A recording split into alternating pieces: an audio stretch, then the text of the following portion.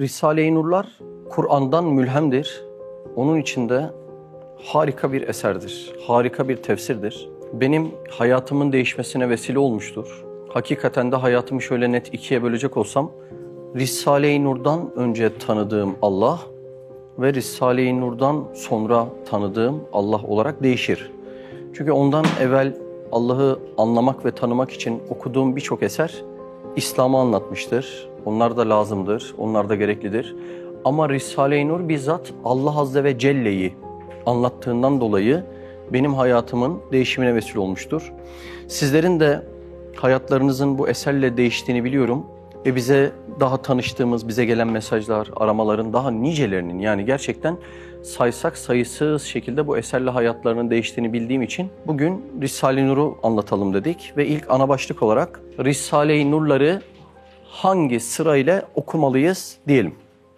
Risale-i Nur'ları şu sırayla okumanız lazımdır diye Risale-i Nur'un içerisinde bir beyanat bulamıyoruz. Çünkü kendisi 130 parçadan oluşmuş, imana medar konuları anlatan bir eserdir. Her parça farklı bir imanın konusunu ele alıp anlattığından dolayı direkt şu sırayla diye bir beyan içinde bulamıyoruz. O yüzden kendimizce bir sıra derledik. Bu sırayı da mutlak almak gerekmiyor. Herkes kendi anladığı tarzda başka bir sırayı öngörebilir. Şimdi bu sırayı anlatmadan önce Risale-i Nur'un 4 tane imanı anlatan mühim kitabı var. Biz buna 4 büyükler diyoruz. Şimdi bu 4 kelimesine biraz baktığımızda aslında 4'ün hakikat kurulumunda önemli bir rol oynadığını görüyoruz. Mesela 4 semavi kitap var, 4 büyük melek var, 4 halife var, 4 mezhep var. Anasır-ı erba dediğimiz kainatı oluşturan 4 unsur var, 4 mevsim var. Hayır alem 4 katlı var. 4 hakikatin kurulumu da çok önemli. Üstad Hazretleri de çok bahsediyor. Mesela mesleğin 4 sac ayağını anlatırken aciz, fakr, şefkat, tefekkür. Gene 4 sayısını görüyoruz. 4 hatveden bahsediyor Üstad Hazretleri. 40 sene ömrümde, 30 senelik tahsilimde 4 kelime bildim diyor. Ve o 4 kelimeyi anlatıyor. Allah'ı bize tarif eden 4 külli muarif var diyor. Değil mi? Allah'ı anlatan en büyük 4 muallimden bize bahsediyor. Ve o 4'lü hakikatin inşası için temeli aldığımızda bir de Risale-i Nur'daki 4 büyükler çıkıyor. O yüzden nurları ilk okuyanlar için öncelikle bu 4 büyükleri önereceğiz. Nedir onlar? Sözler, mektubat, lemalar ve şualar. Bu saydığım sıralamayı da Risale-i Nur'daki bazı işaretlerle oluşturdum. Nedir o işaretler? Yerinden okuyarak başlayabiliriz. Alt başlık olarak 4 büyükler diyebilirsiniz. Şimdi önce sözlerle başladık. Çünkü nurlarda şöyle bir şey geçiyor. Risale-i Nur başta 33 adet sözlerdir. Ve sözler namıyla yad edilir diyor. Yani sözlerle başladığını söylüyor. Zaten birinci sözde Besmele'yi anlattığından, her hayır Besmele ile başladığından demek ki bu 4 büyüklere okumayı sözlerle başlamamız gerekiyor. 33. söze geldiğimizde şöyle bir cümleye denk geliyoruz. Fakat 33. söz müstakil değil. Belki 33 adet mektubattan ibarettir ve mektubat namıyla zikredilir. Yani 33. sözün açılımını Üstad Hazretleri bir alt kümeye taşımış. O alt kümenin ismine ne demiş? Mektubat. Yani sözler dedik, mektubat dedik. Sonra 31. mektuba geldiğimizde bu sefer başka bir mana yakalıyoruz. Şöyle diyor Üstad Hazretleri. Sonra 31. mektup dahi müstakil değil. Belki 31 adet lemalardan mürekkeptir ve lemalar adıyla müştehirdir. Şimdi bir iç küme daha eklendi. Sözler dedik, mektubat dedik, lemalar dedik. Bu sefer de 31. lemaya gelince başka bir sözle karşılaştık. Sonra 31. lema dahi müstakil olmamış. O da inşallah 31 adet şualardan mürekkep olacaktır diye iç içe geçmiş 4 kitabı anlatıyor. Demek ki külliyatı ilk okuyan birisi bu 4 büyükleri şu sırayla başlayabilir. Sözler, mektubat, lemalar ve şualar olarak. Daha sonrasında da bu nasıl bir yolculuktur anlamak için tarihçi hayat okuyarak devam edebilir. Daha sonra lahikalar dediğimiz Kastamonu layıkası, Emirdağ layıkası ve Barla layıkasını okuyabilir. Tabii layıkaları okuyan şunu görecektir. Layıkalarda kitle daralıyor. Üstad Hazretleri artık bütün insanlığa hitap etmiyor. Bir şahs-ı manevi içerisinde olan, kendini Allah için hizmet etmeye adayan, bir gayesi, bir ülküsü, bir mefkuresi olan, bir şahs-ı manevi içerisinde eriyen insanları kastediyor. Zira mektupların ekserisi de Aziz Sıddık kardeşlerim diye başlıyor. Bunlardan sonra diğer sıraya yine bir iman hakikatleriyle devam etmek isteyenler Asay-ı Musa veyahut iman ve küfür muvazeneleriyle başlayabilir. Bu iki eserin özelliği bunların içinde olan bütün bahisler aslında külliyatın içinde vardır. Demek ki bunlar özel derleme eserlerdir. Bu ikisi de okunduktan sonra Risale-i Nur'un fidanlığı hükmünde diye söylenen Mesnevi Nuriye ile devam edilebilir. Mesnevi Nuriye'yi okuyan karşısında sanki Üstad Hazretlerini görüyor. Çünkü her mektubun başında İlem eyyühel haziz. Yani sanki karşında da Üstad Hazretleri sana hitap ediyor gibi. Ondan sonrasında kişi muhakemat ile devam edebilir. Şimdi muhakemat çok ince bir kitap aslında. Bizim bir tane arkadaş var, biraz hayatı hızlı. Bunu sıkıştırdık oku. En son demiş ya abilerimi kırmayayım hele demiş. Eve gitmiş, evde de var külliyatı falan. Seviyor, İsyanurların muhabbeti var. Şöyle bakmış demiş. Vallahi demiş bunun hangisi en ince demiş, muhakematı elime alayım. Muhakematta da öyle bir tık biraz ağır bahisler var. Öyle olunca 3. sayfadan sonra bırakmış. Ondan sonra İşaratül İcaz ile devam edilebilir. Ondan sonrasında da Sikke-i Tasdiki Gaybi ile külliyat sonlandırılabilir. Şöyle baştan alayım. Risale-i Nur'u ilk okuyanlar için önce imani eserler, sonra lahikalar olarak şu sıralamayı önerdik.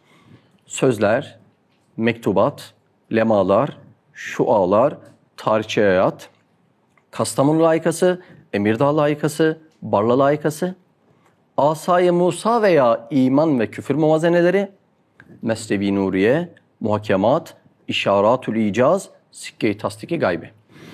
Ben külliyatı ilk devirmelerimde bu şekilde okudum. Ama devamında artık okuma tarzımı değiştirip şöyle yaptım. Bir iman anlatan eser, bir de lahika yani metodoloji anlatan eser olarak okudum. O yüzden ikinci bir sıralama daha vermek istiyorum. Onu da şöyle söyleyeyim. İlk kitabı sözlerle başlasak, sonra tarihçi hayat, sonra mektubat, sonra Kastamonu layıkası, lemalar, Emirdağ layıkası, şualar, Barla layıkası, Mesnevi Nuriye, Sikke-i Tasdiki Gaybi, Asay-ı Musa veyahut iman ve küfür muvazeneleri, İşaratül İcaz ve muhakemat olarak devam ettim. Yani biraz oturduktan sonrasında bir iman, bir de lahika veyahut metodoloji tarzı okumayı öneriyoruz arkadaşlarımıza. İkinci ana başlığımız okuyorum ama anlamıyorum. Çok alışkınsınız değil mi bu cümleye? Öncelikle anlamıyorum diyenlerin daha bir kitabı bitirdiğine ben şahit olmadım. Soruyoruz çünkü abi okuyorum anlamıyorum falan. Bitti mi? Kaç kitap bitti falan? Daha bir kitap bile bitmemiş. 40. hoca merhuma böyle bir soru sormuşlar. Ya hocam demişler okuyorum anlamıyorum ne yapayım demiş. O zaman sen de okuma öyle anlamaya çalış demiş. Aslında ince mesele şu, anlamak zorundasın diyor. Çok önemli diyor. Bu asrın ilacı diyor. Yani anlamaktan başka çare yoksa okumayıp mı anlamaya çalışacaksın diyor. Ya nurlar öyle meseleler. Ben nurların kıymetini bilen ama dili biraz ağır diye okumayan arkadaşlar çok karşılaşıyorum. Bu bana biraz ağır geliyor aslında. Çünkü bu arkadaşların ekserisi dünya için dil de öğreniyor. Değil mi? Artık liselerde değil mi? Dil bilmeyen yok ya da ticaret yapınca dil bilmeyen yok. Hatta dili bilmek için bile önce bir yılını alıyorlar. O bir yıl ne oluyor? Dile hazırlık yılı oluyor değil mi? Ya şimdi dünyanın herhangi geçici bir mesleği için insan yıllarını böyle harcasa, bu kadar şeylerini feda etse veyahut mesleklerin terminolojisi de en az dil kadar ağır değil mi? Ahmet sizin mesela tıp, bir de sen uzmansın. Sizin mesleğin terminolojisi en az bir dil kadar ağırdır. Kaç yılını vermişsin?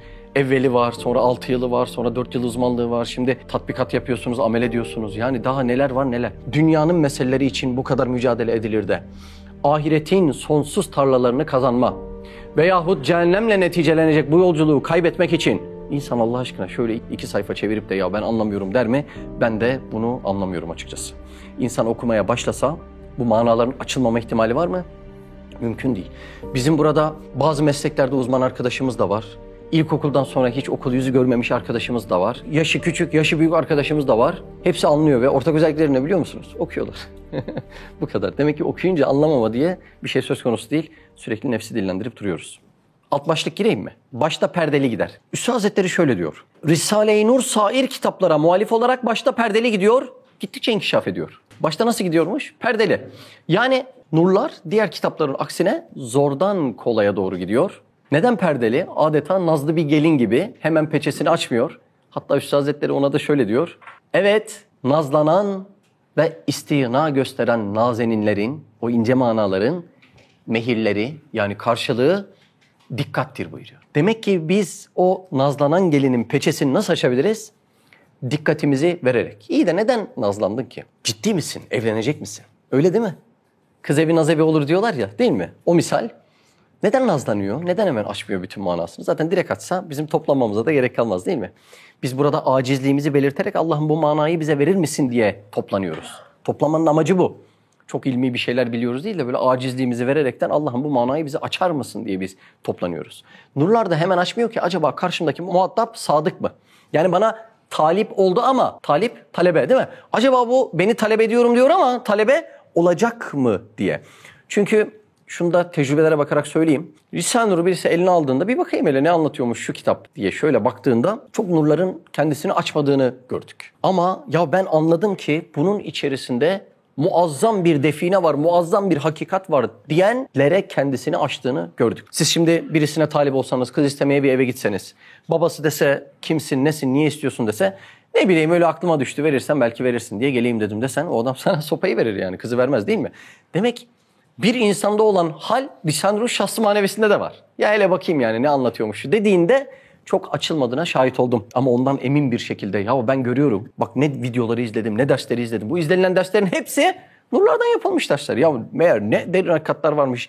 Ben de ona talibim dediğinde de bir müddet sonra açıldığını birlikte göreceğiz. Şimdi Risale-i Nur da çok ciddi, yüksek bir ilim olduğundan ilk okuyuşta hemen bütün kelimelerin açılması gerçekten söz konusu değil. Ama alanında mütehassıs olan insanların, sizin gibi tıp mütehassısı insanların da bir günde meseleyi anladığı görülmemiştir değil mi? Şimdi yani ders kitabında o dersi aldım.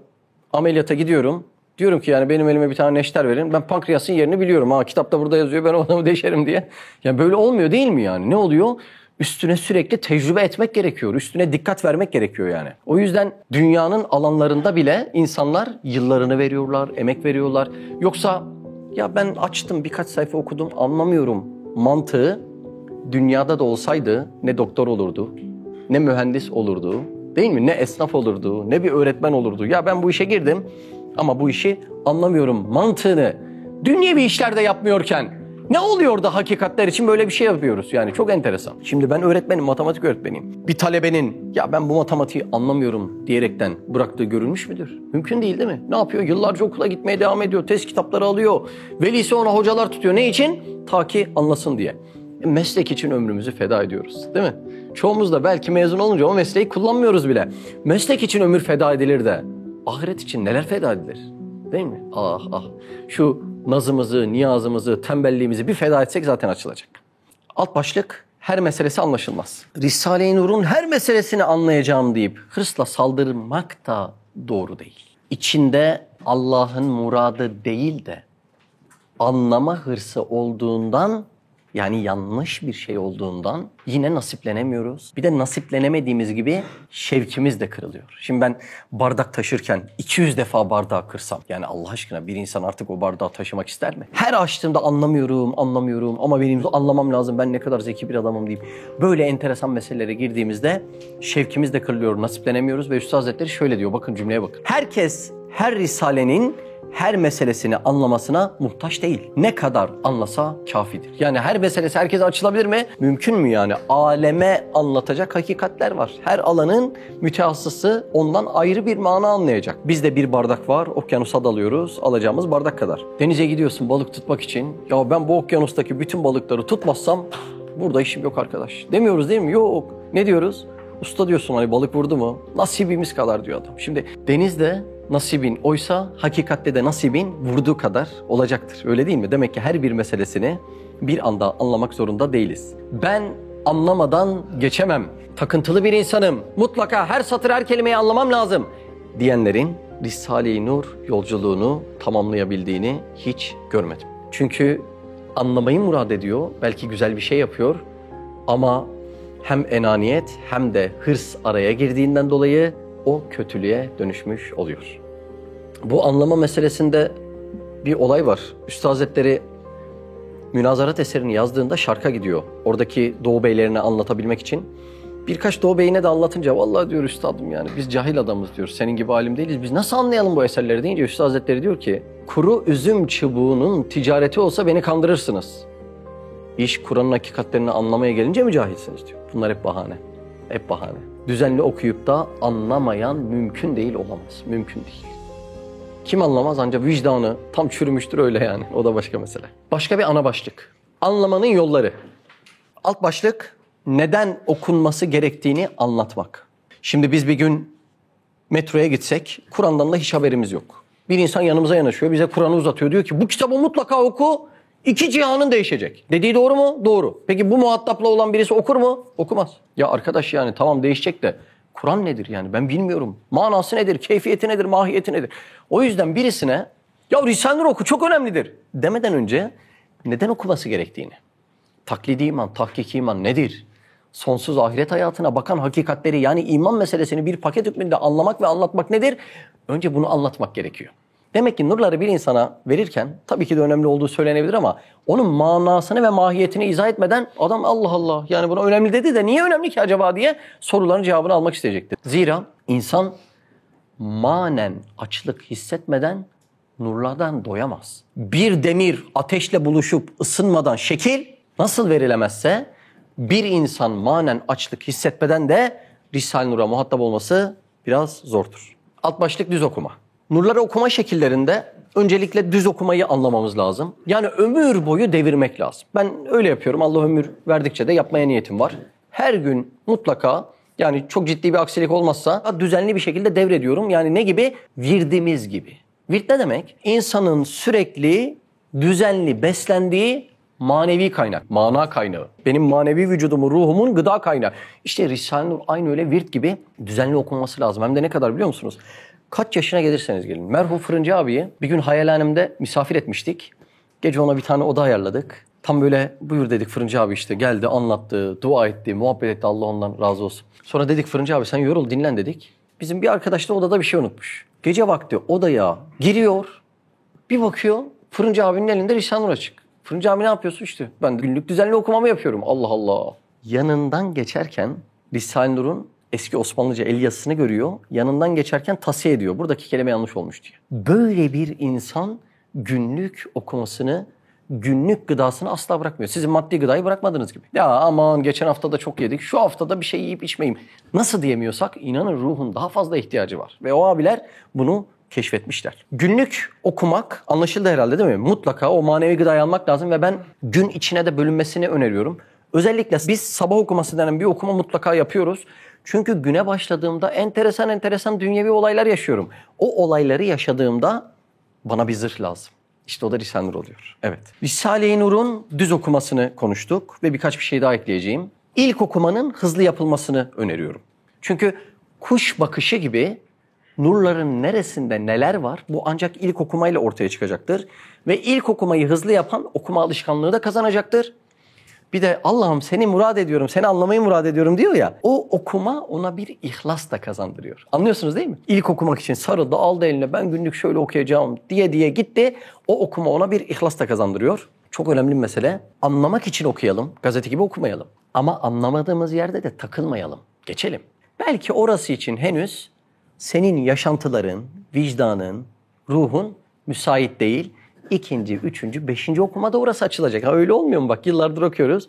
Bir ders işliyoruz diyoruz. Allah Allah ya bu cümleyi ben daha önce hiç okumamış gibi oldum diyoruz yani.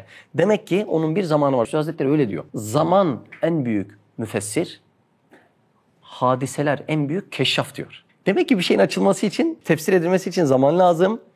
İyice anlamak için de hadiseyi yaşamak lazım. Onun keşfi öyle oluyormuş yani. Yan başlık nazm-ı maani diyelim. Nazm-ı maani diye bir özellik var Risale-i Nur içerisinde. Bu mantık örgüsü demektir. Yani nurların içerisindeki bir konu diğeriyle o kadar alakadar ki onu bir türlü birbirinden koparamıyorsun. O mantık örgüsünü anlayabilmek için nurları derinlemesine çalışmak gerekiyor. İşte biz burada bu medresede günlük düzenli okumanın yanında düzenli okuma bittikten sonra bir alanda, bir konuda derinleşmek için çalışmalar da yapıyoruz. Bu çalışmaları da en çok şöyle yapıyoruz. Hayalhanem'in YouTube kanalında seri derslerimiz var. Hastalar Risalesi'nin tamamını ders yapıyoruz. 20. mektubu ders yapıyoruz. 30. lemayı, şefkat tokatlarını, İhlas Risalesi'ni. Ve arkadaşlara öneriyorum ki mutlaka ve mutlaka nurlarda derinleşmek için bu seri dersleri düzenli bir şekilde izleyin. Çünkü bir konuda bizim uzmanlaşmamız gerekiyor. Şimdi sarayın bir kapısı açık olsa bütün kapıları gelip açabilirsin ya. Nurlarda şöyle bir özellik var. Risale-i Nur'daki bir konuyu iyi anlayan bir adam saraya o kapıdan giriyor. Benim hala günlük 7. şua okuyan tanıdığım var. 7. şua. Günlük hala münacat 3. şua okuyan tanıdığım var. Neden böyle yapıyorsun dedim. Çok daha iyi hakim Risale-i Nur'lara. Dedi ki ben o kapıdan bir miktar girdim. Allah mana açtı dedi. Artık Risale-i Nur'un neresine baksam o iyi anladığı manadaki hakikatlerden bakabiliyorum dedi. Allah Allah. O yüzden nurlardaki hakikatlerin içinde derinleşmek lazım. Namaz bahsi. 21. söze girdin. 9. söze girdin. O konuyu özümsemeden, derinleşmeden çıkma. Ya geçerken arabada da şöyle bir video izleyeyim. Hayır öyle yapma. O videoyu aç. 1. dersine o gün notlar tut ve kendi özümsediğin tefekkürlerini yaz. Ertesi günü 2. dersine ver ya da 2 gün sonrayı, 3 gün sonrayı. O konuyu özümsemen, gelişi güzel bir sürü bilgi doldurmandan inan bana çok daha elzem. Bu noktada çok karıştırıyoruz. Çünkü Kur'an'da anlama metodu 1, kavramların içini doldurmak. Acizlik ne demek, mücahitlik ne demek, cehd ne demek, fedakarlık ne demek, peygamber ne demek, melek ne demek, kabir ne demek. 2. de Kur'an'daki bilgileri sistematik bir şekilde örmek, işime yarar bir şekilde. Yoksa okyanusta çok yol yapmak demek, limana ulaşmak demek değildir. O yüzden bu onun içindeki düzeni anlamak için biz Ar-Ge diyoruz yani böyle Ar-Ge çalışması gibi derinleşmesine çalışmalar yapıyoruz. Günlük okumadan sonra mutlaka nurlardaki bahisleri daha derinlemesine anlamak için düzenli bir şekilde o seri dersleri çalışıyoruz. Ben YouTube'dan Hayalhanem'i izleyenlerin kesinlikle o seri dersleri düzenli izlemesi ve onların üstünden yazarak, arkadaşlarıyla müzakere ederek çalışmalarını öneriyorum. Yoksa derinleşemiyoruz. Böyle bol gazete okuyan adamlarda bilgiler karışık olur ya, şey gibi oluyorsun. Ya üstad şöyle bir şey demişti, acaba o ayet miydi? Yok hadis miydi acaba? Öyle aklın karışıyor. Ama namazdaki o hakikati çıkarıp içinden alamıyorsun. Bakın Üstad Hazretleri ne diyor? Cümleye dikkat et. Sathi nazar zulümattır diyor. Allah Allah. Yani böyle gelişi güzel üstünden bakmak karanlıktır, karanlıktır. Ne yapmak lazım üstadım? Manasına girip derinleşmek lazım. O yüzden günlük düzenli okumanın yanında mutlaka bu derin çalışmayı yapmak lazım. Risale-i Nur'da okuduğun bir şey düşüncene malzeme oluyorsa, evet artık üstadın şu dediğiyle düşünebiliyorum. Okumana malzeme oluyorsa, bir yer okudun ama aklına nurlardan bir yer geldi, o senin malın olmuş demektir. Yoksa güzel okudum, güzel anlattım ama trafik kazası yaptığımda hiçbir aklıma gelmedi. Ticarete girdiğimde hırslandım, hiçbir aklıma gelmedi. O senin malın değildir. Sen o malın gevezesisin. Şimdi buna girmemek için derin derin okumak da bu işin çok önemli bir parçası diyelim ve bu alt başlığı da bitirelim. Yeni alt başlığımız mütalaa ve müzakere. Risale-i Nur'u anlamanın yollarını konuşuyoruz. Risale-i Nur'u anlamanın bir diğer yolu da mütalaa ve müzakere.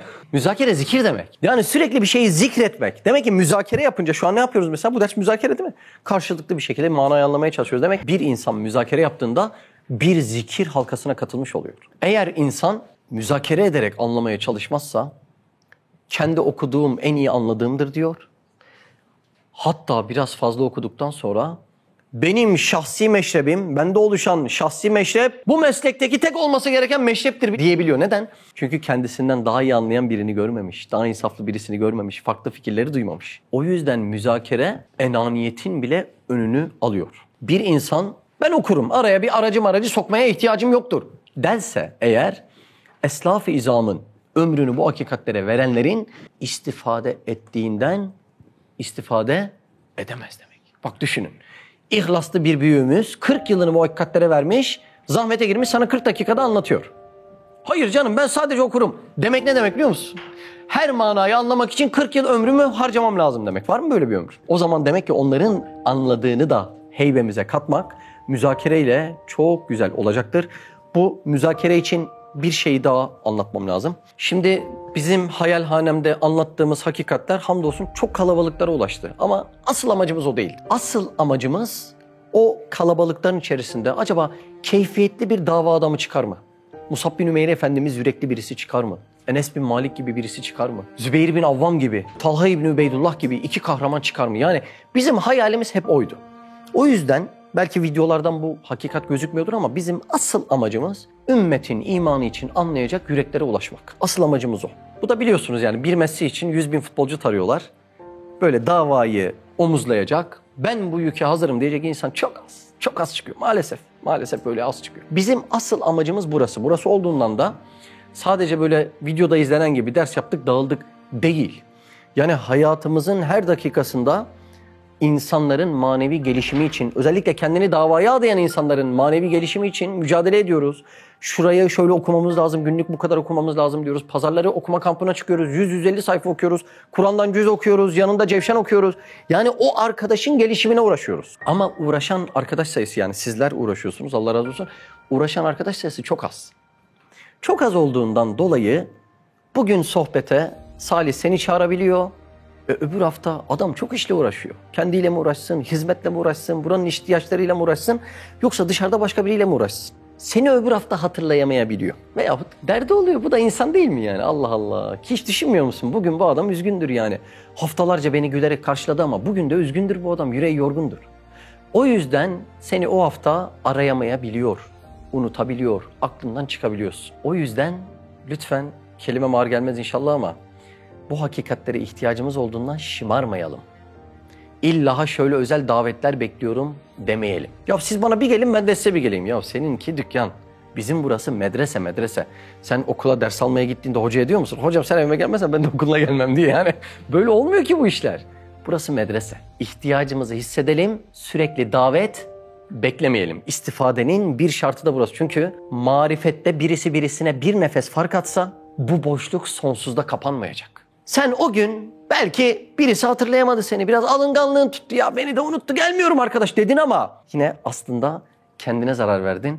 Çünkü bu işte koşturan arkadaşlarımızın sayısı çok değil, azlar ve ben şahidim onlara, ahirette de şahitlik edeceğim. Ne gece doğru düzgün uyku görüyorlar, ne sabah doğru düzgün uyku görüyorlar. Günde kaç parça işe koşturuyorlar, işte sizler yani sizin gibi kahramanlar, İstanbul Hayalhanem'deki gibi kahramanlar. O yüzden sizin aslında gelip onlara omuz olup dertlerini satın almanız lazım. Yani biraz insaflı olan dert olmak yerine dert alır. Bunu yaparken de kendi şahsi mecburi olan maneviyatlarını ihmal etmeden ya benim oraya ihtiyacım var derse istifadesi için hayırlı olabilir diye düşünüyorum. Çünkü bir insan kaç kişiyle o gün konuşabilir, kaç kişiyi hatırlayıp arayabilir.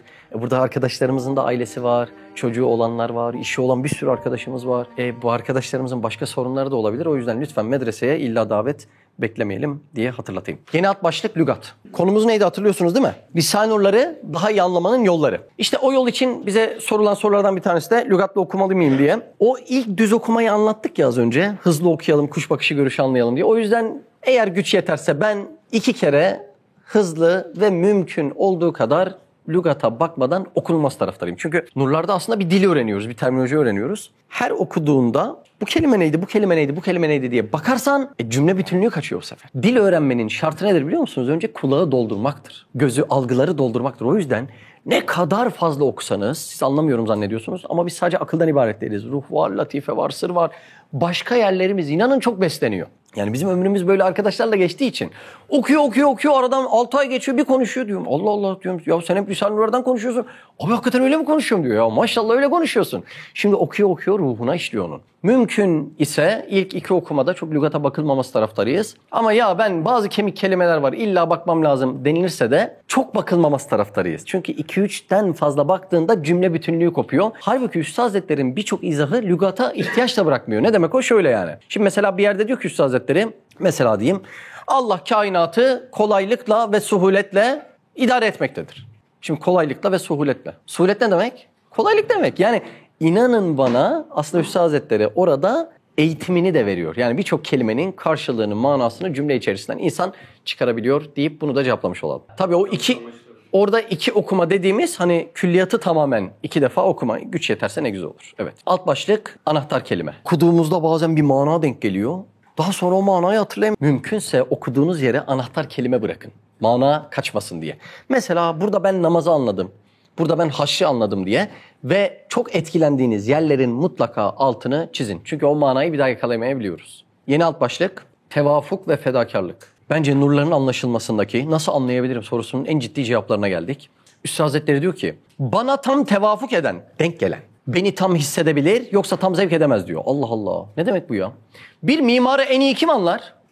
Başka bir mimar. Bir tabibi en iyi kim anlar? Başka bir doktor. Şimdi böyle olunca üstadı anlamanın en iyi yolu ne biliyor musun? Nasıl yaşamış, neyin derdini çekmiş, ruhu nasıl oluşmuş? Tam o ruhu yaşayabilmek. Üstad Hazretleri'nin hayatından neyi dertleniyorsa sen de onunla dertlenirsen inan bana birkaç kelimeden aldığın istifadeyi başkaları belki kitabı okusa aramaz. Üstadı en iyi anlamanın yolu ona tam tevafuk etmek. Ne demek tevafuk etmek? Üstad Hazretleri bir dert, bir dava için yaşamış. Hayatını onun üstünde kurmak. Yoksa istediğin kadar oku. Derdin başka olsun, o ruha tevafuk etmiyor. Üstad Hazretleri ihlas ile yaşamış. Yani Allah'ım şunu yapsam razı olur musun? Ya Rab sen benden acaba nasıl razı olursun? Bir insan hayatını ihlas üzerine kurarsa istifadesi çok ciddi olacak. Bu istifadelerin içerisindeki en önemli mesele de fedakarlıktır. Hakikatten istifadenin ne kadar olmasını istiyorsan o kadar fedakarlık yapman lazım. Bizim istifademiz fedakarlıkla doğru orantılıdır. Eskiler bu hakikatler için canlarını vermişler. İşte sahabe hayatları okuyoruz. Vermişler mi, vermemişler mi? Peki bir soru sorayım. Almasalar verebilirler mi? Veremezler. Almışlar. Neyi almışlar? Demek ki Kur'an'ı kalbine alan ancak verebiliyor. Ne kadar verebiliyor? Aldığı kadar verebiliyor. Bir insan nasıl fedakarlık edebilir? Eğer hakikati kalbine alırsa fedakarlık edebilir. Yoksa dilinde kalırsa konuşur değil mi? Asla kendi nefsi için feda ettiklerini hakikatler için feda edemez. Risale-i Nur'un hakikatleri okumakla değil, fedakarlıkla açılıyor dostlar.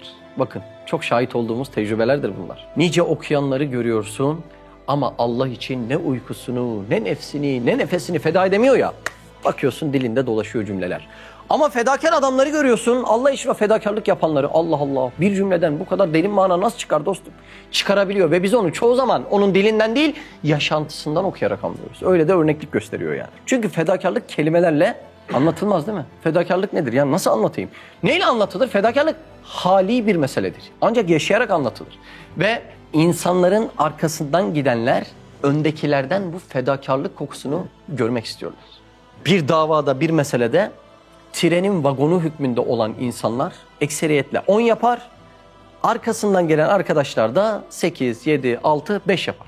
Şimdi bu işte başı çeken saffı evveller fedakarlıkta zirveler oynamazsa arkadan gelenler de bu iş sadece konuşma işiymiş zannedebilir. Zaten bu durumda değil miyiz? Allah aşkına dışarıya bak. Bu durumda değil miyiz? Bu hakikatleri masada konuşalım, yeter durumunda kalıyoruz. Üstad Hazretleri'nin hayatına baktığımızda hayatını zaten feda etmiş, yaşantısını, annesini, değil mi, babasını, onları görmeyi, hasretini, her birini fedakarlıkta bulunmuş. Ama bir de bunun yanında çok enteresan bir fedakarlığı var. Ne geliyor aklınıza? Hissiyatını feda etmiş. Bana bu kadar zulmedenlere hakkımı helal ediyorum diyor. Üstadım nasıl helal ediyorsun ya? Birisi bizim nasırımıza bassa gecelerce adamı zihnimizde düşünüyoruz. Ben bu adamdan nasıl intikam alırım diyor. Üstadım sen nasıl böyle hissiyatını feda edebildin? Demek ki fedakarlığın en zirvesine hissiyatını feda etmek. Bakın bununla ilgili Risale-i Nur'dan bir şey okumam lazım. Üstad Hazretleri Hafız Ali abinin yanına gidiyor. Onun yazısı, hani o zamanlar Kur'an hattı yazılıyor ya, onun yazısıyla ilgili Üstad Hazretleri Hafız Ali abiye bir cümle söylüyor. Bakın hikayeyi anlatayım. O zat yanıma geldi. Yanına gelen kim? Hafız Ali abi.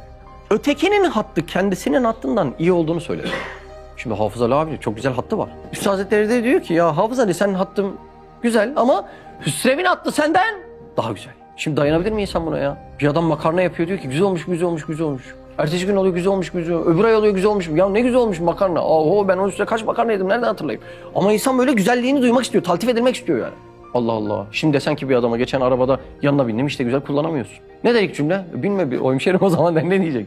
Ya geçen getirdiğin kahvede zehir gibiydi. İç bu o zaman hemşerim. Şimdi zor bir şey ya. Geleceksin diyeceksin ki ya Salih dış cephenin bilmem neyini yapıyor ama bu arkadaş daha güzel yapıyor bunu. Allah Allah, nasıl olacak ya? Bizim kral da kokoreç yapıyor akşamları ama Murat'ın yaptığı daha güzel ya. Allah Allah, gel de şimdi bunu şey yap değil mi? Üstad Hazretleri onu diyor. Hafızal abiye geliyor, diyor ki Hüsrev'in el yazısı, yazı şekli, çeşidi, hattı ne diyor? Senden daha güzel diyor. O daha çok hizmet eder dedim.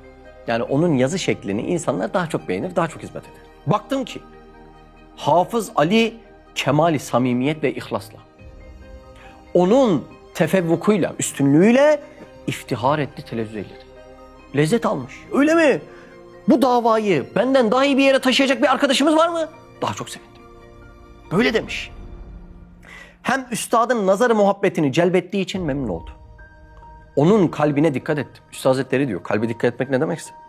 Ben kaşına gözüne dikkat edebiliyorum. Üstad Hazretleri kalbine dikkat ettim diyor. Nasıl manalar ya? Onun kalbine dikkat ettim, gösteriş değil, samimi olduğunu hissettim. Cenab-ı Hakk'a şükrettim ki kardeşlerim içinde bu âli hissi taşıyanlar var. Nasıl bir mesele? İnşallah bu his büyük hizmet görecek. Elhamdülillah yavaş yavaş o his bu civarındaki kardeşlere sirayet ediyor. Bir sürü arkadaşımız var, bu his yok. Boş kalabalık, dağılın gidin ya. Bu his var, bir iki arkadaş var. İşte onlarla ölünür. Bu dünyanın ağır imtihanı onunla sonlanır. Vallahi ben samimi dost aramayanlara hayret ediyorum ya. Geçen gün İstanbul'a gittik. Orada bir arkadaşım vardı. Avukat. 165 kilo, iri ama çok kibar konuşuyor. Çok entelektüel bir adam. Ben de filanca bir memlekette yaşamıştım bir dönem. Dedi ki ya, o da oralı. Dedi ya orada nasıl geçti günlerim falan dedi. Ya dedim vallahi iyiydi, hoştu da dedim. Bir meseleye alışamadım dedim. Yani mesela bir dostluk kuruluyor. Çay içmeye bununla gidiyor. Akşam pastaneye mi gidecek bununla gidiyor. Okula gidecek bununla gidiyor. Arabayla yazın bir yere gidecek bununla gidiyor. Ya böyle dostluk ben görmedim dedim ya. Dost dediğinle ölüme kadar gidersin yan yana dedim. Etkinlik tabanlı dostluk dedi. Allah Allah. Yıllardır acısını yaşarım ama bu kadar güzel ifade edemedim. 165 kilo ama o kadar maşallah elitize kelimeler kullanılıyor ki yani hayret ettim yani. Etkinlik tabanlı dostluk. Ya ben böyle dostluğu anlamıyorum yani. Öyle değil mi? Bir insan nasıl böyle gönlünü anlayacak samimi bir dost bulamaz yani. Müşteriye ayrı konuş, evde başka konuş, çalıştığın adama başka konuş, öbürüne başka konuş. Ya böyle dostluk mu olur Allah aşkına ya? Bu yani mahalle kültürü görmeyince biraz dostluk da onun numunesi oluşmuyor demek yani. Deniz görmeyen de yüzme oluşur mu? Oluşmuyor yani. İnşallah o yüzden şu kültürler tekrar oluşur. Yani o samimi dostluk, can dostluk, ciğer dostluk. Allah Allah. Bir yıl böyle ölürüm biterim diye konuşuyor. Öbür yıl bakıyorsun adam yok. Allah Allah. Öldü mü acaba? Yok, yaşıyor. Nerede bu adam ya? Böyle dostluk mu olur? Anlamsız dostluklar yani. O yüzden Allah bu hislere sahip birkaç dost nasip etsin. Üf. Var ya, bu dünyanın ağır imtihanı biter. Öteki türlü kalabalıkların ağırlığından başka bir şey yok. Hadi bakalım o mesleği bırak, kaçı arıyor? Öyle öyle. İlk tanışan neyi soruyor? Ne iş yapıyorsunuz? Niye soruyor? Lazım olacak mısın bana diye. Kimse demiyor ki ya kardeşim ahiretin nasıl gidiyor? Alt başlık Ahmet Feyzi. Şimdi bu okuyorum anlamıyorum meseleleri. Ne sadece biz yaşamıyoruz, rahat olun. Üstad Hazretleri'nin talebelerine de gelmişler. Ahmet Feyzi abiye gelmiş. Bir tanesi demiş ya Ahmet abi okuyorum anlayamıyorum demiş. Demiş ki kardeşim git Arapça ve Osmanlıca öğren anlarsın desem. Nice bu dilin alimleri var. Onlar da okuyup anlamıyor. Git fenli ilimler öğren anlarsın desem. Çünkü nurların içinde çok geçiyor. Pozitif ilimler. Nice kimya, biyoloji bilenler var. Bazen onlar da okuyor anlamıyor. Sen iyisi mi? Kusurunu itiraf et, tövbe et, Allah'tan iste, o sana açar demiş. Anlamanın yolu yüksek bilgilerle mücehhez olmak değil yani. Ne biliyor musun? Kusurunu bilmek, acizliğini bilmek, insaflı olmak, vicdanlı olmak. Allah Allah. Enaniyet aslında ne zor değil mi? Şimdi güneşin girmesi için aynayı temizlemen lazım. Yani kendini temizlemedikten sonra güneşin hakikatleri sana nasıl tecelli etsin? Mümkün mü? Şefkat Tokatları'nda bir yerde diyor ki, Şamlı Hafız Tevfik abi, ben de diyor bir ara tabassbus oldu diyor yani. Biraz böyle nazarım, dikkatim dışarıya kaldı diyor yani. Biraz gösteriş manası taşıyor tabassbus. Ondan sonra şu cümleye bakın. 8 senedir ben üstadımın hem muhatabı, hem müsevvidi, hem mübeyyizi olduğum halde. 8 yıl üstadın yanında, Barla'da. 8 ay kadar nurlardan istifade edemedim diyor. Yani insanın içerisine duygularını karıştıran, ruhunu bozan bir özellik girdiği anda nurları anlaması mümkün değil. Anlıyorsunuz değil mi? Nurları anlamanın en basit yolu okumak. Başka meseleler var. Çünkü çok derin bir hakikat. Sonsuz hayatı hediye edebilecek bir hakikat yani. Şimdi Risale-i Nur dedim yani Kur'an'dan mülhem olduğu için bir nurdur. Aydınlıktır. Aydınlıkla zulmet, nurla zulmet aynı anda bir yerde bulunmaz. Yani bir odada aydınlığı ve karanlığı aynı anda yaşamak mümkün değil. O yüzden ruhumuz ahlaksızlıkla, başka şeylerle, yapılan yanlışlarla tövbe edilmezse onların zulmetleriyle, karanlıklarıyla buluştuğu anda Risale-i Nur'u açarsın ama güneşini yakalayamazsın. Çünkü karanlığın olduğu yere nur gelmez. Nurlara cidden teveccüh etmek lazım. Allah'ım senin muradını anlamak için bu hakikatleri okuyorum diye. Risale-i Nur'ları bir araç olarak görmek lazım ama çok güzel bir araç. Lamborghini gibi bir araç. Biz Allah'a böyle teveccüh edersek inanın bana teveccühle karşılık alır. O yüzden bir insanın Allah'ım senin muradı sübhanini anlamak için mücadele ediyorum diyebilmesi anlamasının çok üstündedir. Zaten bunu diyebilen birisinin ruhu meselenin özünü anlamış demektir. Acizliğini ve Allah'tan talep etmeyi. Tekrar hatırlatayım. Bizim burada böyle kalabalık toplanmamızın en birinci sebebi gelin zekalarımızı birleştirelim bunu muazzam anlayalımdan ziyade. Ya Rab bak tek gücümüz yetmiyor toplandık acizliğimizi sana bildiriyoruz. Ne olur muradı sübhanini kalbimize ilham eyle ya Rab diyebilmektir. Anlıyorsunuz değil mi? Bu manalar olmadıktan sonra kuru bilgi. İstifadeler ve vesile olmak ve dershane örneği. Nurlardan istifade etmenin en önemli yollarından bir tanesi başkalarının istifadesine vesile olmaktır. Neden? Başkalarının istifadesine vesile olursan Allah onlara vereceği ilhamı, güzelliği, manayı önce senin cebine koyup öyle verecek. Allah Allah. O ne demek ya? Bir gün bir yerde bir tanıdık dershane açıyor. Bir anda girecek 30-40-50 tane öğretmen alacak. Diğer öğretmenler demiş ona ya hocam demiş bir anda bu kadar öğretmen alınmaz çünkü maaş demek öğretmen almak. O dershaneyi açacak arkadaş da diyor ki hocam diyor Allah diyor benim işe alacağım öğretmenlerin rızkına kefil mi diyor? Kefil diyor. Madem Allah rızıklarına kefil ben onları işe alırsam Allah onların rızıklarını önce benim cebime koyar benim cebimden onlara verir diyor. Bak şimdi inceye bak. Gerçekten de dediği gibi oluyor. Öğretmenleri işe alıyor. Her öğretmen mahallemden bir iki kişiye söyleyeyim derken bir ayda dershane kurulu üzerine geliyor. Allah tam da o ihlaslı insanın söylediği gibi diğerlerinin rızıklarına vesile olacağından dolayı onların rızıklarını onun rızkının cebine koyarak veriyor. İstifade şartı neymiş? Aynı şart. Ne kadar insanın istifadesine vesile olmak için mücadele edersen Allah onlara vereceği manayı önce senin kalbine koyacak, daha sonra kalbinden o manaları dağıtacak. Ama mana dediğin nurdur. Maddi bir şeyi dağıttığında azalır. Nuru dağıttığında azalmaz. Aynı kalır. Şu ışığın altına 3 kişi daha otursa ışık azalmıyor. Aynı onun gibi. O yüzden ne kadar insana vesile olsan Allah da bundan razı gelse ahirette hesap verirken eğer kendi imanını kurtarabilirsen Allah da yaptıklarından razı olursa çokları kendi imanının ücretini alacakken sen milyonlar imana vesile oldun evet o zaman milyon imanın karşılığı sana verilecek hem de sonsuz. Bak bu dünyada verirse işe de yaramıyor. Bu dünyada bir arabaya binecek adama 10 tane verdiğinde gene binebileceği bir araba oluyor. Tavuk dönerin en güzelini ver 2 taneden fazlası olmuyor. Ahirette olacak. 1 milyon imanın karşılığını mı verdi? Onu yaşatacak bir vücut, onun karşılığı olacak, diyarlarda verecek. Böyle bir ticareti nasıl insan geri adım atar ya? Hadi geri adım atıyorsun. Bari de ki benim insafım çürümüşte de bir yerden başlasın iş ya. Evet. Alt başlık enaniyet. Nurları anlamada mühim bir engel de bizim egomuz. Neden?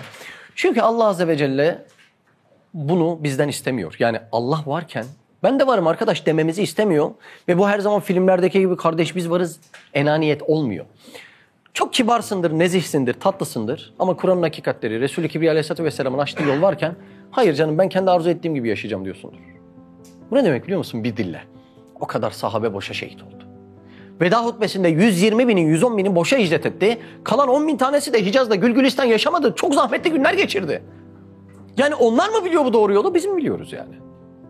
Ya haşa onlar doğru yapamamış da ben evde oturarak bu işin doğrusunu bulurum. Bir tane yok öyle sahabe hayatı. Eve gittim, işe gittim, eve gittim, işe gittim. Arada da kitap okudum. Böyle bir tane sahabe hayatı yok. Bu son yüzyılın hediyeleri bunlar. Şimdi bir insanın o hakikat yolları bu kadar ayan beyan gözümüzün önünde dururken ben bildiğim gibi yaparım demesi de enaniyet. Ya çok tembelim, temperverliğim var ama rahatımı bozamam demesi de enaniyet. Bakın eskiler ne demiş? Sen tecelli eylemezsin perdede ben var iken. Şartı ishar vücudundur adim olmak bana. Sen tecelli eylemezsin perdede ben varken. Ben böyle egomla ortada dururken ya Rab sen o güneşini, o nurunu bana tecelli ettirmezsin. Az önce dedik ya ayna kirliyse güneş içine girmez diye. Şartı ishar vücudundur. Varlığının şartıdır adim olmak bana, yok olmak bana. Demek ki hakikatten istifade etmenin yolu enaniyeti ayaklar altına almak demek. Anlıyorsunuz değil mi? Risale-i Nur'ları anlamanın tek yolu okumak değil. Sen bu sürünün koyunu musun? Alt başlık. Şimdi bir gün bir tane profesör şöyle dağlara, bayırlara çıkıyor. Bir bakıyor ki çoban bir abimizin elinde Risale-i Nur var. Demiş ki bu kitapları ben de okudum ya, dili çok ağır geldi demiş. Sen okuyorsun, anlayabiliyor musun Çoban Efendi demiş. Demiş ki ben çiftlikte koyunlarımla kuzularımı ayrı ayrı yerlere koyarım. Tam da onların beslenme saati geldiğinde her birisini salarım. Koyunlar ot yemeye gider, kuzular da analarına gider. Ve bilir misin? Her kuzu o kalabalığın içerisinde bizzat anası olan koyunu bulur. Peki Profesör Efendi, sen acaba bu koyunun kuzusu musun? Yani bir de bunu sormamız lazım. Nurları okuyoruz ama gerçekten Üstad Hazretleri'nin hislerine tevafuk edebiliyor muyuz? Biz bu koyunun kuzusu olabiliyor muyuz? Evet. Yeni alt başlık evrat. Nurları anlamak için manevi kuvvet de çok önemlidir. Üstad Hazretleri'nin 15 günde bir 3 ciltlik Mecmuatul Ahzab'ı okuduğunu da unutmayalım. O yüzden Kur'an'ı mutlaka günlük, mutlaka okumak, o manalarına muhatap olmak. Biz bunun yanında Cevşen de okuyoruz ve namazlardan sonra da sürekli Tesbihat-ı Muhammedi'nin uzunluğunu yapıyoruz. Merak edenler zaten onların da videolarını attık görürler. Bunlar manen inşallah ruhumuzun daha manaya açık olmasına birer vesile oluyor diye zannediyoruz. Son alt başlık şeytan. Muhatap olduğumuz insanlarda şeytanın en çok uğraştığı şey düzenli okuması. Bak burada bile belki bazı arkadaşlarımız vardır şehir dışlarından gelen muhatap olduğumuz. En çok problem yaşadığımız konu düzenli okumak ya. Düzenli okutamıyoruz. Mesela bir ara yurt dışından bir arkadaş geldi. Çok da güzel bir arkadaş. Ya şöyle durdu, dedi ki emredin dedi. Ben bu hizmet için bir nefer olmaya geldim. Ne yapabilirim dedi. Samimi de yani. Yaptı da bir şeyler sağ olsun yani. Böyle hizmet için nasıl menfaatli olabilir? Emredin dedi ya. Dedi ki kardeşim emir değil ama rica ediyoruz günlük düzenli oku. Onu yapamam dedi. Allah Allah. Nasıl yapamazsın ya? Şeytanın en çok uğraştığı alan burası. Şimdi sen geldin, bizden istifade ettin, bizi dinledin ama bizim arkamızda okyanus var. Biz elimizi suya daldırdık. O Risale-i Nur okyanusundan birkaç damla yüzüne verdik yani. Sen o birkaç damlada bu kadar mutlu mesut olduğunu nasıl olur da okyanusa girmezsin? Şeytan çok uğraşıyor. Neden biliyor musun? Mesela şu an muhatap olduk. Güzel bir ders yaptık. Çıkacağız. Biz bundan akşam istifade ederiz, yarın istifade ederiz, 2-3 gün istifade ederiz. Sonra bu feyiz kaybolur gider. Şeytan bunu biliyor. O yüzden tamam geldi diyor. Bir gün sonra ben bunu yine ağıma düşürürüm diyor. Ama nurları düzenli okursan şeytan seninle uğraşamayacak. Çünkü sürekli aklını, ruhunu beslemiş, kuvvetli hale getirmiş olacaksın. O yüzden şeytanın en istemediği şey Risale-i Nur'ların düzenli okunması. Bizim yurt dışından düzenli gelen arkadaşımız var. Yurt dışından ya. Bir ayda, 1,5 ayda bir geliyor. Bilemedin 2 ayda bir geliyor. 10 gün, 15 gün buraya kalıyor. Bu ay yine geliyor. Kaç tane arkadaşımız var? Şehir dışından her gün gelen, her hafta gelen bir sürü arkadaşımız var. Bak şimdi bile kaç tane arkadaş var şehir dışından gelen derse. Nasıl oluyor geliyor? Ya bu arkadaşlara sorun ortak özellikleri düzenli okumaları. Düzenli okuyunca dünya küçülüyor, ahiret büyüyor. Ne var ki diyor yani birkaç günlük yaşayacağım için. Ben hizmet için gitmeyeceksem niye yaşıyorum diyor. Ama düzenli okuma olmayınca dünya kavileşiyor. Maddeyle meşgul olan maddeleşir. En önemli mesele madde kalıyor. O adama ahiret deyince aman canım zaten sanki ortaklığı varmış gibi Allah zaten bir gün affeder diyor. Haşa haşa haşa. Şeytanın o yüzden en sevmediği şey düzenli okumak. En sevmediği. En sevmediği. Yani biz yolda geçip muhabbet ettiğimiz arkadaştan bile bazen anlıyoruz ya. Şevkinden, o gözündeki ışıktan anlıyoruz. Ha diyoruz ya bu arkadaş herhalde düzenli okuma yapıyor diyor. Bu kadar dünya ceryanlarına ve hadiselerine düzenli okumadan mukavemet etmek mümkün gelmiyor bana. Yeni başlığa geçelim mi? Laika. Günlük okuyor muydun? Tamam. Abi okuyorum demek ne demek biliyor musun? Okumadıklarım var demek. Ben o ses tonundan anlıyorum ya. Onu diyecektim. Okuyorum ama kaçırdığım oluyor Tamam, yani. kaçırmazsın artık. Ama Kurbanı. şöyle yani günlük Bir tane okuyorum. kurbanı elinden kaçırmıyorsun. Hepsini doğuruyorsun. Satorla. Şunu da kaçırma artık ya. Günlük değil ama okuyorum yani. Haftada bir 4-5 gün kesin okuyorum. Ya vallahi anlattığım yeri Rabbim ispat olsun diye gösteriyor. Bak günlük okuyacaksın. Artık okursun değil mi? Ama yani ilk zamanlar hiç okumuyordum abi. O kadar uzakta ki. Şimdi Her günümüz böyleyiz. Artık okursun değil mi? okuyorum abi çok. Saatlerde dil döküyoruz. Dersten sonra da okuyacağım yani. Tam anladınız değil mi? Örnek olarak da. Evet, laika. Risale-i Nur'u bilmek ve anlamak için sadece iman hakikatlerini okumak yeterli değildir. Niye? 6000 küsür sayfalık eserin 3000 küsürü iman hakikatleri. Az önce söylediğimiz 4 büyükler falan var ya onlar. Başka ne var bu kitapta? Bu kitap 3 temel parçadan oluşur. Bir iman hakikatleri, tevhidi, nübüvveti, haşri, onları anlatan meseleler. 2 lahikalar. 3 müdafalar. Laika bir bütüne yapılan ek demek. Tetinme gibi. Bu asırda bir sahabe yaşasa nasıl yaşardığının metodolojisini anlatıyor. Hem de nasıl anlatıyor biliyor musun? Üstad Hazretleri'nin talebeleriyle mektuplaşmaların neticesini anlatıyor. Bir de müdafalar var. Nice mahkemelerden geçmiş. 2000 küsur mahkemeden geçiyor. Kaziye muhakeme alıyor en son Risale-i Nur. Yani dava açılamaz hükmü alıyor. Bu kadar mahkemeden geçmiş. Ve böyle evladını savunur gibi abiler müdafaa etmiş. Onları anlatıyor. İnsanın ruhu coşuyor yani. O yüzden nurları anlamak için özellikle lahikaları anlamak çok elzem. Neden? Çünkü nurlarda şöyle bir cümle geçiyor. Usul esasa mukaddemdir. Çok önemli bir cümle. Usul esasa mukaddemdir. Şu demek, usul metodoloji demek. Esas da içine koyduğumuz iman hakikatleri var ya ruhu oluşturan. O esas. Siz poşet yaparken ham madde koyuyorsunuz ya. O esas. Kullandığınız makinelerin o hali ne oluyor? O da usul oluyor. Usul mü önce geliyor, esas mı? Usul önce geliyor. Sen ne yapacağını ve nasıl yapacağını bilmeden ham maddeyi koyman mantıksız olur. Trenin raylarını koyup şu şehre gitmem lazım. Usul. Olmadan tren yapsak ne anlamı var? Yaptım, tren koydum bahçeye Cemil. Abi tren niye? Ne bileyim, öyle bir gün bineriz dedim. Ama abi nerede ihtiyaç var? Tren raylarını nereye koyduk? O yüzden nurları okumadan önce usul lazım. O usul metodolojiyi de lahikalar veriyor. Bu usul çok elzem yani. Şimdi namaz kılacağım, abdest aldım ama söylenilen gibi almadım. Usulü bozdum. Olur mu o abdest? Olmaz. Orucu da zaten dişimi sıktım ama 5 dakika önce açtım. Olur mu usulü bozunca oruç? Olmaz. Bu hakikatlerin pişmesi için de usul lazım. Hani hanım yapıyor ya, böyle çok güzel kekler yapıyor. O keklerin mayası falan 10 numara oluyor. Ama pişmesi için çok güzel bir kalıp gerekiyor. O kalıba usul deniyor. Usul, ne yapacağım, niçin yapacağım meselesi esastan önce gelir. O usulü de lahikalar verir. Şimdi ben geçenlerde bir arkadaşla denk geldim. Nasılsın, iyi miyim falan, şöyle işte ne yapacaksın? Vallahi dedi Arapça öğreneceğim. Tam öğren güzel. Niye dedim? Ne bileyim ben niye dedi. Ya şimdi ne için öğreneceğini bilmeden garip olmuyor mu biraz? Gitseniz pazardan ham madde alsanız ton ton. Arkadaş niye aldın bu ham maddeyi? Ne bileyim ben aldım. Ama bunun bir amacı, bir metodu, bir usulü olması lazım. Satacak mısın? Fabrika mı kuracaksın? O yüzden nurlarda usul dediğimiz kısmı lahika metodolojisi oturtuyor. Lahikalar olmadan sadece esas olunca Risale-i Nur bir bütün anlaşılmıyor. Şimdi niceleri vardır ki nurları okur ama belki aldanabilir.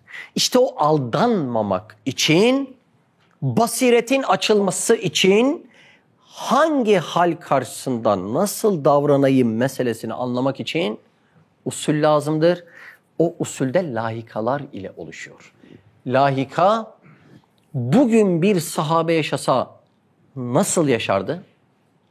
Başıma gelen şu hadiseye acaba nasıl karşılık vermeliyim? Mesela rızık endişesine. Üf, nasıl usuller var biliyor musun? Birisi geliyor Üstad Hazretleri'nin yanına. Üstadım, derdi maişetim, geçim derdim ziyadeleşti, arttı. O yüzden de hizmete vakit bulamıyorum diyor. Üstad Hazretleri de diyor ki hayır, hizmet etmediğinden derdi maişetin ziyadeleşti diyor. Allah Allah, tam zıt mantık. Mehmet, anladın değil mi? Bir tanesi geliyor, üstadım diyor, küstüm diyor. Üstad Hazretleri diyor ki münafıklara yardım hükmünde olan küsmek ve darılmaklığınızdan vazgeçiniz diyor. Allah Allah, usule bak. 2 kişi tartışıyor, biri haklı biri haksız. Normalde biz haklıyı tutarız. Üstad Hazretleri diyor ki siz haksızı tutun. Çünkü haklı adam insaflı olur. Umumun rahatı için kendi rahatını feda eder diyor. Siz öbürünü susturun, öbürünü diyor. Allah Allah. Bunlar sahabenin ayak izleriymiş. Bu ve bunun gibi milyonlarca yol haritası, usul olmadan içeriği doldurdum. Doldurdum da niye doldurdum, nereye gideceğim, ne yapacağım sorularına cevap olmuyor. O yüzden lahikalar çok elzemdir. Zübeyir abinin birkaç sözü var lahika ile ilgili. İmani bahisleri okuyanlar ehli takva ve ehli salahat olur. Müdafaları okuyanlar davasının müdafasıyla mücehhez olur. Lahikaları okuyanlar hadiseler karşısında nasıl hatta harekette bulunacaklarını lahikadan öğrenirler. Görüyor musunuz? Ya bir olay yaşadım, çok canım sıkıldı. Demek lahikayı da az biliyoruz demek ki. Bir alt başlığım daha var lahikayla ilgili, teorik pratiğe dökülmeli. Şimdi az önce lahikalardan örnek verirken mesela geçim endişesini yaşayacaksın, buna amel sergileyeceksin dedim. Bunun için yaşaman lazım. Doğru mu? Veyahut 2 kardeş arasında ufak bir tartışma falan olacak dedim değil mi? Şimdi bunun için de yaşaman lazım. O yüzden lahika dediğimiz olay okuya öğrenmekten ziyade yapa yapa pratiğe dökülür. Şimdi daha yeni mezun olmuş bir tanesine versek ameliyat şöyle edilir, bu da senin neşterindir diye haydi gir bakayım ameliyathaneye, çıkabilir mi bu işin içinden? Hayır. Yapa yapa gelişecektir. Yüzme nasıl öğretilir kitabı. Efsane bir şekilde. Kitap elimizde. Arkadaşa da veriyoruz. İkisini birden denize atıyoruz. Haydi bakalım oku da çık. Çıkabilir mi? Mümkün değil. Çok meşhur söz vardır. Ehliyet araba kullanırlar falan. Niye? Pratik lazım onun için. Belki kullanmayı öğreten hoca şoför kadar iyi kullanamaz. Neden? Çünkü şoförün pratiği daha fazladır. O yüzden insanın nurları anlaması için sürekli amel etmesi şart. Pratiğe dökülmesi şart. Niye anlattım bunu? Medreseye gelmeden hakikatleri anlamak çok zor. Biz bunu çok yaşıyoruz. Bir arkadaşımız geliyor, birkaç haftasını geçiyor, sonra diyor ki ya hiç okuduğum ve izlediğim gibi değilmiş olay diyor. Değil. İnan videolardan izlenildiği gibi değil. Bunu işin içine girmeden, medresede yaşamadan anlamak mümkün değil. Biz buna insiba yani boyanmak diyoruz. Nasıl Efendimiz Aleyhisselatü Vesselam zamanında onu görmeyen sahabe olamıyor? Neden? İnsibadan, onunla boyanmadığından dolayı. Aynı mana başka şeyler için de geçerli. Ne gibi? Medresenin içine girmeden, buradaki nurani ruhların ahvaliyle boyanmadan tam manayı anlamak olmuyor. O yüzden mutlaka burada vakit geçirin. Dışarıda neler yaparsanız yapın ama mutlaka burada çok vakit geçirin. Çünkü boyanmak da bir fırça darbesiyle olmuyor. Şu siyah duvarı beyaza boyasak 3-5 fırça darbesi yeter mi? Yeter mi Murat abi? Boya ustası sensin. Mümkün değil. Hatta tam boyasak belki dersin ki buna bir kat daha atmak lazım. İşte buna insiba deniyor. Ta zamanında merhum 40. Hoca bir yere ziyarete gidiyor. Orada da onun tedrisatından geçmiş bir talebesi. Üniversitede profesör olmuş. Medreseye geliyor 40. Hoca'yı ziyarete. Hocam diyor ne olur evime gel, yemeğe gel, şöyle gel, böyle gel. Sonra gidiyor profesör. Abiler diyor ki 40. Hoca'ya hocam diyor bu gelen zat inan yıllardır medreseye gelmiyor diyor. Seni görmeye gelmiş diyor. 40. Hoca anlıyor onu. 40. Hoca ziyarete gidiyor evine. Yemeği yiyorlar. Sonra o abi hadi hocası ya 40. Hoca. 40. Hoca'ya ne kadar çalıştığı kitap varsa onları gösteriyor. Bak hocam diyor buraları çalıştım, buraları not aldım, bu tefsirleri böyle çalıştım diyor. 40. Hoca'nın cevabı. Keşke bunları yapacağına medreseyle gelip bir talebeyle güreşseydin daha hayırlıydı diyor. Tam aynı itikattayım. Şurada bir vakit geçirmek, çay içmek. En az Uhuvvet Risalesini okumak kadar önemli. Çünkü Uhuvvet Risalesini okudum. Nasıl tatbik edeceğim? Mehmetcan seninle bir sorun yaşamam lazım ki ben tatbik edeceğim. Ortada güzel bir elma olacak ki hangimiz nefsimize tercih edeceğiz? Tam orada bunu tatbik etmemiz lazım. O yüzden Risale-i Nur'u anlamanın en önemli yolu. Layıkaları anlattık, usul dedik, metodoloji dedik. İşte o da nasıl oluyor biliyor musunuz? Yapa yapa oluşuyor. Ya iman da bu şekildedir. Yapa yapa kemaline ulaşır. O yüzden bu kısmı mutlaka dikkate alalım. Yeni başlığımız. Anlatmak. Anlatmak fıtri bir haldir. Bardak dolarsa taşar değil mi? İşte anlatmak da böyle olması lazım. Neden söyledim bunu? Şunun için. Risale-i Nur'ları anlatmak için bence okumamak lazım. Bunu da sürekli bir şey anlatan bir adamın söylemesi garip oluyor değil mi? İnşallah Allah bizden daha güzellerini, ki var sizler varsınız, buralarda layık bir şekilde getirir de biz de gider başka bir vazifenin ucundan tutarız. O günün hayalini bekliyorum. Daha önce çok denemeye çalıştım bunu. Ama tam olmadı, nasip olmadı o şekilde. İnşallah denemekten de vazgeçmeyeceğim. Allah böyle daha güzel, daha samimi, daha has bir arkadaşlarımızı buraya alır da biz de onları tedrisatından geçer, onları dinleriz, onların ihlasıyla boyanırız. Nurlar anlatmak için okunmamalı, anlamak için okunması lazım. Yoksa ne oluyor biliyor musun? Sadece aklın anlıyor, kalbine geçmiyor ve bir ülfet sarmalı oluyor. Bir gün ta eskiden bir medresedeydik. Birkaç ay gelmiş bir arkadaş yanımızda, başka yeni arkadaşlar yanımızda. Açtık birinci sözü okuyacağız. Baktım ki o birkaç ay boyunca medreseye gelen elinde telefon oynuyor. Dedim kardeş hiç yok mu ihtiyacın? Birinci sözü biliyorum dedi yani. Daha ne ihtiyacım olsun? Allah Allah. Biliyorum dediği ne biliyor musun? Bu aklın bilmesi. Akıl biliyorum diye aldatmaya çalışır. Ama kalbin ve ruhun o bilmeye sürekli ihtiyacı vardır. Çünkü şurada kalan hakikat bildikçe, tefekkür ettikçe ancak kalbe sinebiliyor. Şimdi ben makarnayı aklen biliyorum. Bu benim midemi doyurur mu? Doyurmaz. Onu mideye de bildirmek lazım. Aynen öyle kalbin de midesi var. Ve ona ne kadar bildirsen yetmeyecektir. Ben birinci sözü zaten aklen biliyorum demek, ülfet sarmalına girdin, alışkanlık patinajı çekiyorsun, hayırlı olsun demektir. Şimdi anlatma noktası fıtri bir hal olsa iyidir. Ben anlatayım diye Bence bu işlere pek soyunulmaması lazımdır. Şunu demiyorum yani. Bildiğimiz işleri hep arkadaşlarımıza anlatalım. Onu demiyorum.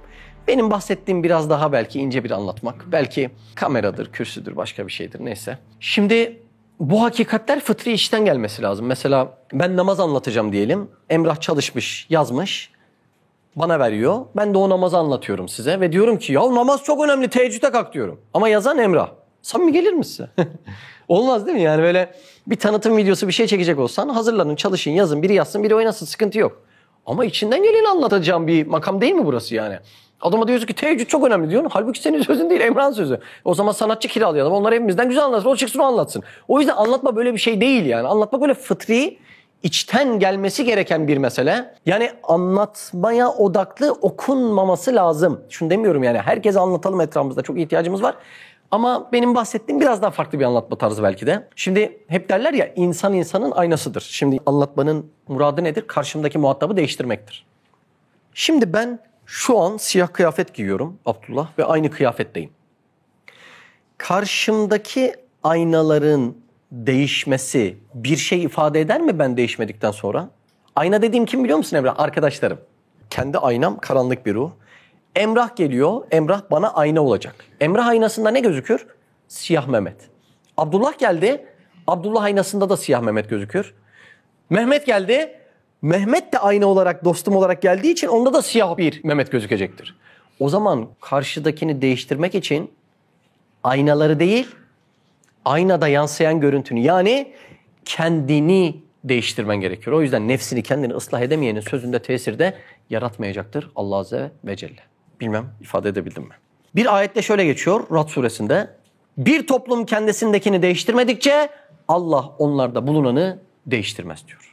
Yani öğrenmek değişimi kabul etmektir. Geldin buraya dinledin. Ne ticaretin değişti, ne uyku saatin değişti, ne fedakarlığın değişti. Sen anlamış değilsin. Bir gün öyle oturmuştuk da yaşında büyük arkadaşlarla. Ya dedi oku bizde bir yer. Nereye okuyayım falan. İhlas Risalesi. Ya olur mu dedim sizin yanınızda yani. Siz yıllardır okuyorsunuz. Oku. Okuduk. Ders bitti. 3 dakika sonra çekler, bonolar, boneler bilmem ne havada uçuşuyor. Ya biz İhlas okuduk yani. Allah için ne yapabiliriz diye bir şey okuduk. 3 dakika sonra konu buna gitmemesi lazım. Bizim değişmemiz lazım. Böyle olmaz bu işler. Üstada tevafuk etmemiz lazım. Onun derdiyle dertlenmemiz lazım. Ya böyle olsa anlayamayız. Bu yüzden anlatmanın önünde yaşamak olması çok önemlidir. Ve şunu da bence miras gibi hafsalamıza alalım. İslam'da bir insan ne kadar bilirse bilsin, bildiğini yaşamıyorsa cahildir. O yüzden yaşamak anlatmanın önündedir. Evet. Bir ufak ekleme daha yapmam lazım. Bizim biraz fazla şahit olduğumuz bir olay. Belki herkes çok denk gelmiyordur ama nurları hızlı okuyan, hızlı ezberleyen ama belki tam anlamayan arkadaşların 1-2 ay içerisinde risalice konuşma çabası oluyor. Ama insanın anladığı kendi cümleleriyle ifade ettiğinden belli olur. Basit anlatmak ancak meselenin tamamını anlamak da olur. Biz sürekli o kelimeleri zikredip direkt karşıyı etkileme çabasına da öyle girmesek hayırlı olur.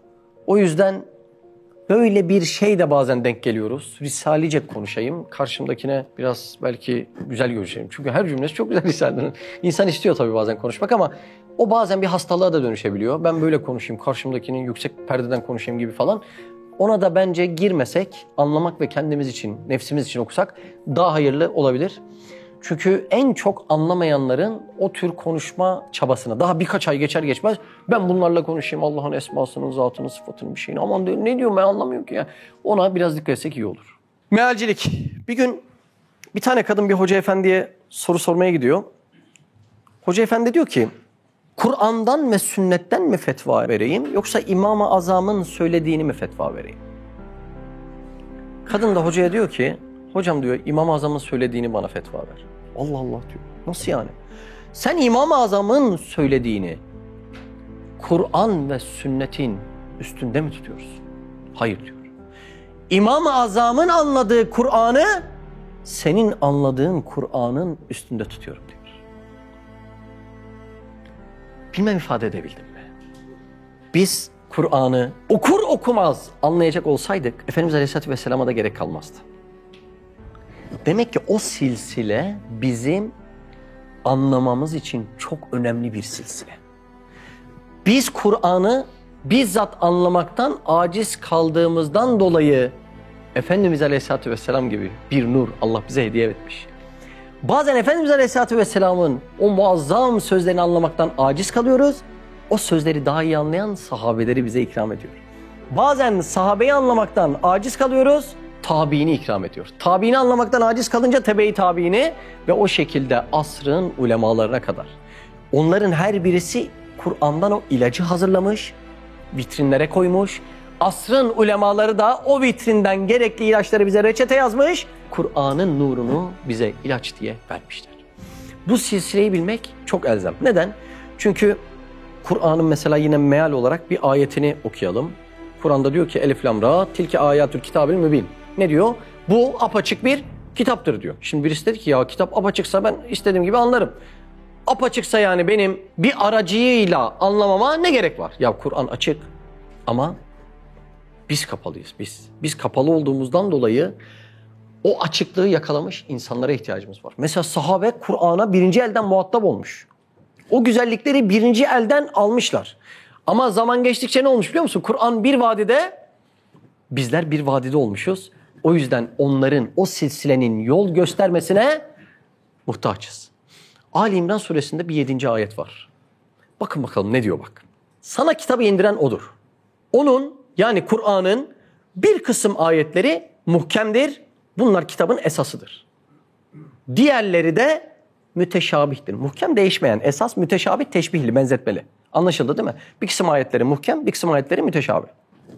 Kalplerinde sapma meyil bulunanlar fitne çıkarmak ve onu tevil etmek için ondaki müteşabihlerin peşine düşerler. Kimler?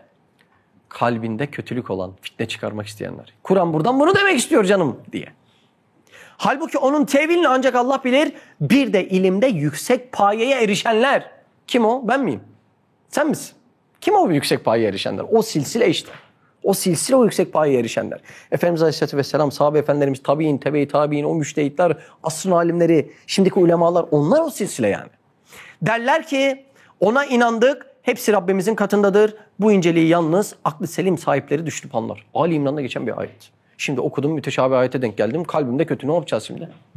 Ne yapacağız yani? Allah Allah. Şimdi o zaman benim şu silsileyi iyi anlamam gerekiyor.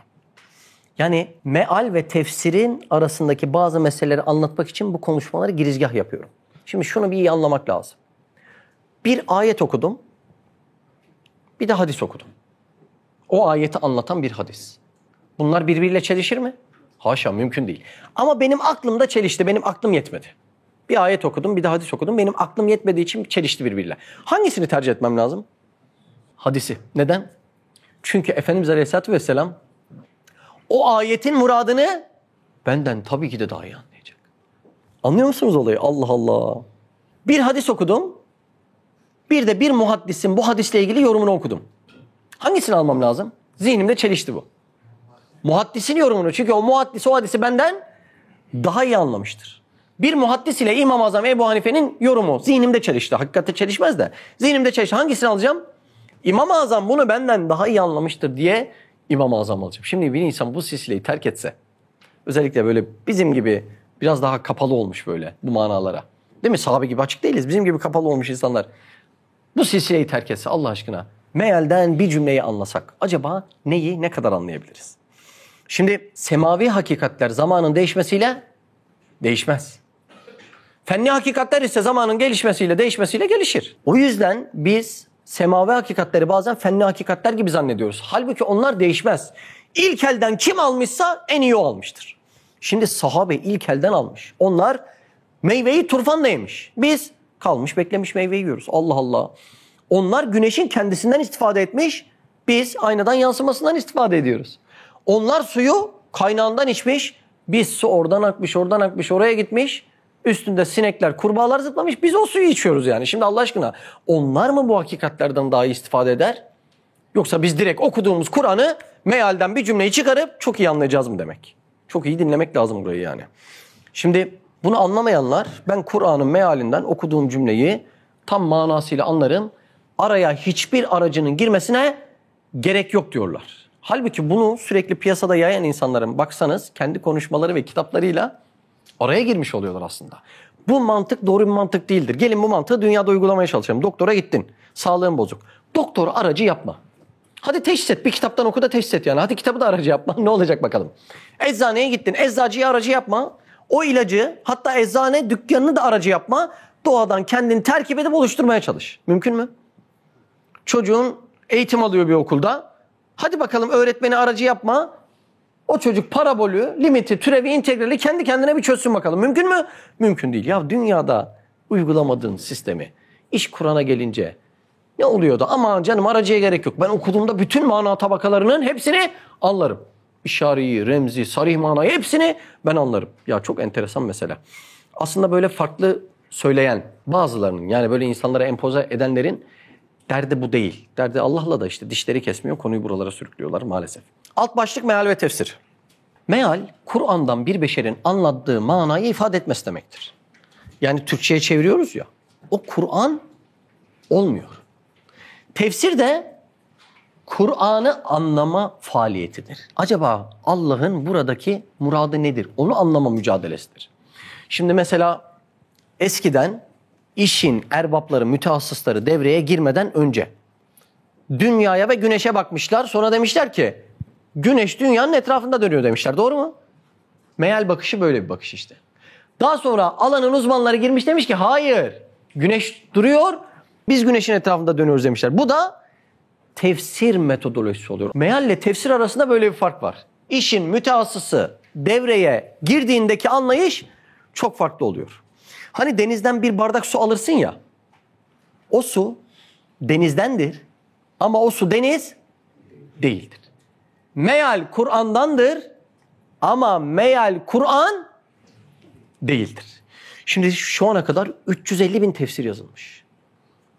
O ilahi kelamın derin manalarını anlama çabası için 350 bin tefsir yazılmış. Bir tanesi Risale-i Nur, kaç cilt olduğunu biliyorsunuz işte. Allah Allah. Şimdi bu kadar anlama faaliyetine ve mücadelesine girişmişlerken biz mealden bir ayeti çıkardığımızda anlarız demek biraz haddi aşmak olabilir. Değil mi? Evet. Alt başlık meal okuma ve hüküm çıkarma.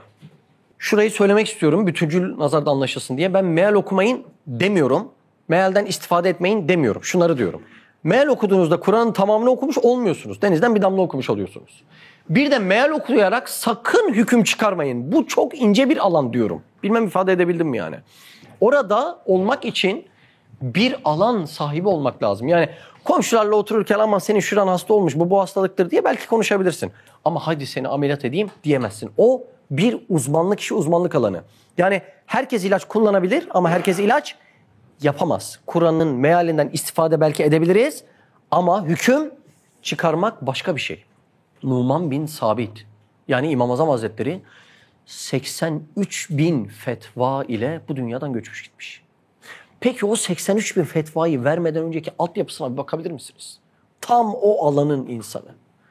Yani birisi dese ki İmam Azam yapmış, ben de yaparım. Allah Allah. Hayatını bile bilmiyorsun. Ne yaşadığını bile bilmiyorsun. Çocukluğunda nasıl bir dehaya sahip, nasıl bir vicdana sahip, nasıl bir irfana sahip bilmiyorsun.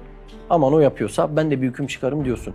Bu gerçekten cahilliğin ifadesi olur. Zira Koca Yusuf'a el satmak için Koca Yusuf olmak lazım. Yani şimdi ben şu kürsüden Tyson'a meydan okusam, haydi boks ringine çıkalım diye. Yani izlemez bile herhalde videoyu, öyle değil mi? Yani bir sanki hadsizlik ediyoruz gibi değil mi? İmam Azam çıkardıysa ben de çıkarım. Ya Kur'an neresinde ne var bunu bilmeden mealden bir cümle çıkarak buna girişmek bir cüretkarlıktır. Ve bunun tehlikeleri de var mıdır? Vardır. Ta Hazreti Ali döneminde harici güruh, ey Ali iman et demişler. Hazreti Ali'ye demişler ha. Şaka gibi değil mi? Niye bunu diyorlar? Hüküm yalnız Allah'ındır. Sen hakem olaylarında hakem tuttun. Bu doğru değildir diyerek ey Ali iman et demişler. Şimdi Kur'an'daki bir cümleyi alıp çıkarırsan, sadece zahiri manasıyla bakarsan olay böyle fecaat haline bile dönebiliyor. O yüzden çok elzem mesele. Evet. Alt başlık hatıra diyebiliriz. Bir gün birisine böyle Risale-i Nur'u anlattım. Dedi ki ben direkt Kur'an'a muhatabım dedi. Sen suyunu içiyorsun dedi yani. Ben Kur'an'ları okurum, istediğim gibi de anlarım dedi. Dedim ki vallahi helal olsun o zaman. Kur'an çapında istifadem var. Yani biz dedim Kur'an anlayabilmek için alimlerin istifadesinden çok faydalanıyoruz yani. Çünkü onların bakış açıları, o sisleri anlattım ya. Dedim helal olsun sana. Şimdi ondan sonra mesela dedim ki bir ayette şöyle geçiyor. Sen yine de affa sarıl, iyiliği emret ve cahillerden yüz çevir. Bu hitap kime geliyor? Efendimiz Aleyhisselatü Vesselam'a geliyor. Bir ayet. Efendimiz Aleyhisselatü Vesselam Cibril Emin'e diyor ki Allah'ın muradı burada nedir diyor. Efendimiz sormuş bu. Cibril Emin'e soruyor. Çok enteresan değil mi? Şimdi bu ayeti ben aldım, meal olarak okudum. Sen yine de affa sarıl, iyiliği emret. Cahillerden yüz çevir. Bu ne demek derim? Ya bu işe inanmayan, lakayt olan herkesten yüz çevir derim. Cibril Emin geliyor ve Efendimiz Aleyhisselatü Vesselam'a ne diyor biliyor musunuz? Sana gelmeyene gidersin, sana vermeyene verirsin, sana zulmedeni affedersin. Kim çıkarabilir bu manayı? Mealden bu mana çıkar mı yoksa tersi mi çıkar? Allah Allah, mümkün değil mi? Yani bir ayetin diğer ayetlerle karşılığını bilmeden. Buna siyak-sibak ilişkisi deniyor. Bazen bir harf başka bir harfle ilişkisi oluyor. Bazen bir ayet bir üst bir alttaki ayetle. Bazen suredeki bir ayet başka suredeki başka ayetlerle ilişkisi oluyor. Buna siyak-sibak ilişkisi deniyor. Yani senin kalbini tek çıkardığımda ne kalp ne sen benim işime yaramazsın. Kur'an'ın her bir harfinin böyle bir hükmü var. Yerinde muazzam ve mükemmel şekilde durduğundan dolayı Kur'an'ın bir harfinin bile eşini benzerini hazırını yapamıyorlar. Kur'an'a bir nazire getiremiyorlar. Ya böyle mucizevi bir kitaptan bir ayeti çekeceksin ve oradan mana çıkarıp hüküm çıkaracaksın. Gerçekten mümkün değil. Gerçekten. Sen dedim aslında alemisin. Bütün manayı anlamışsın. Helal olsun dedim yani. Ondan sonra dedim yani benim aklıma takılıyor. Ben bir şey sorayım dedim. Şimdi Kur'an'da 2 ayet var. Zahiren baktığında birbirine farklı gözüküyor. O arkadaşla onu konuştuk. Dedim ki bir ayette akrebu leyhimin hablil velid diyor. Yani ben kuluma şah damarından yakınım diyor. Başka bir ayette de diyor ki melekler ve ruh dediği Cebrail aleyhisselam ona süresi 50.000 yıl olan bir günde çıkabilmektedir diyor. Dedim ki birinde sonsuz yakınlık var. Doğru mu? Birinde de sonsuz uzaklık var. Bir şey yakınsa uzak olmaz, uzaksa yakın olmaz. Hadi buyur anlat dedim. Meal olarak çeksen ne oluyor? Haşa çelişiyor gibi birbiriyle. Allah Allah dedi beni şüpheye düşürdün şimdi. Ya bu şüpheye düşürmek değil ya. Dedi ne güzel imanım vardı şüpheye düşürdüm. Bu şüpheye düşürmek değil yani. Sekeratta gelince şeytan yani bizim gibi mi davranacak? Asıl şüpheye orada düşersin. Yani bütün vesveselerin üstünü kapat ondan sonra ben inanıyorum de. İman böyle bir şey değil. İman tasdik, ikna ile olabilecek bir şey. Dedi nasıl oluyor bu iş dedi. Bak dedim işte nasıl oluyor? Cevabı Risale-i Nur'da var. 16 sözde bahsediyor ya onu bahsettim. Güneşin kendisi bizden uzaktır ama tecellisiyle bize yakındır. Yarı nurani olan güneş bile kendisi o kadar uzakken tecellisiyle yakınken nurların nuru olan Allah demek ki aynı tasarrufa tabii ki sahiptir. Bir cihette bize şah damarımızdan yakın tecellisiyle bir cihette zatıyla sonsuz uzaktır. Allah Allah öyle mi dedi ya? Şimdi meseleyi bu nazarla bakmak lazım. Hani Ramiz dayı öyle yapıyor ya. Telefonla arıyor adamı. Yeğen diyor bize yanlış yaptın diyor. Dayı diyor iyi de sen uzaktasın diyor. Yanındaki adamın emrediyor o adam sıkıyor ona. Yani Ramiz dayı uzak ama tecelli olarak yakın. Yani şimdi aynı hakikatleri böyle anladığımızda çözeriz ve bu anlama mealden 2 cümle çekerek mümkün değil olmuyor. Ne lazım? Tefsir lazım. Bugün vesveseye düşen nice arkadaşları düşürenler 2 ayet çekiyor. Bak bakalım bu ayet bununla çelişiyor. Aman yarabbi. Aman yarabbi hiç olacak iş değil. Alt başlık ıstılahi mana. Arapçadaki bir yerde okuduğuma göre 30.000, bir yerde okuduğuma göre 60.000 kelimenin Türkçe karşılığı yok. Niye? Istilahi kelimenin, terminolojik bir kelimenin Türkçe karşılığı olmaz. Şimdi ben matematik öğretmeni olarak derse girdim. Sen de öğretmensin. Şimdi ne diyeceğimi bilirsin. Çocuklara dedim ki çocuklar fonksiyon dönüşüm demek. Türkçesi bu. Bununla problem çözebilirler mi? Mümkün değil mi? Şimdi bu açıklamasını verdiğinde, karşılığını verdiğinde bu bunun karşılığı değil. Sayısız ders alınmaya muhtaç bir kelime. Neden? Istilahi bir kelime. Sizin tıpta da vardır değil mi öyle? Bir kelime vardır ki bilmem ne olmanın, bilmem ne olmasının bilmem nesi demektir. Ama yani o karşılığında o kelime eczacılıkta vardır değil mi? Sizin meslekte elektrikle ilgili vardır öyle yani. Öyle bir kelime söylersin ki trafo patlamış, ev yanmış, adam kaçmış, bilmem ne. Ya o demektir yani. Karnı açmış, karnı tok. Öyle kelimeler vardır hepsini karşılayan. Şimdi ıstilahi kelimenin karşılığı yok yani. Şimdi karşılığı olmayınca ben onun Türkçe mealini okuduğumda nasıl alacağım o manayı? Rab kelimesine baktınız mı hiç? Tam Türkçesini bilen var mı Rab'ın? Terbiye edici demek. Anladık mı bununla? Anlaşılıyor mu? Rab kelimesini duydum terbiye edici demek. Kur'an'daki Rab'ı anlayabilir miyiz? Mümkün değil ya. Bir damla sudan insan terbiye etmiş. Bu demekmiş bak. Bir yumurtadan tavus kuşunu terbiye etmiş. 2000 renek var üstünde. Allah Allah. Bir damla sudan insanı terbiye etmiş. Ruhu terbiye etmiş. Şimdi ben ahşap soba yapsam. Ahşap soba. İçinde de ahşap yaksam. Ne dersiniz? Allah Allah geçmiş olsun gidiyor herhalde adam. Değil mi? Ahşap sobada ahşap odun yakılmaz. Ama etten mide yapmış içinde et pişirtiyor. Rab bu demek işte. Böyle terbiye etmek demek yani. Akıllara zarar. Şimdi bu kelime yıllarca ders alınmadan nasıl gelişecek? O yüzden o kelimelerin karşılığı tam olmadığından meal Kur'an demek değildir. Lisan-ı nahvi olan Arabi'nin Türkçe karşılığı yoktur. Bir ufak bir şey daha anlatacağım. Üstad Hazretleri Risale-i Nur'da bahsediyor. İşaret-ül İcaz'da Fatiha'nın tefsiri dediği yer var ya. Bir şey anlatıyor. Diyor ki mesela orada geçiyor ki diyor İyyâke na'budu. Yalnız sana ibadet ederiz. Ederiz. Orada diyor ki mesela na'budu demiş. A'budu deseydi ederim. Anladınız mı? Yani ayette nun sigası, odan mütekellim-i mâ-gâir deniyor. Nun sigası çoğaltıyor işi.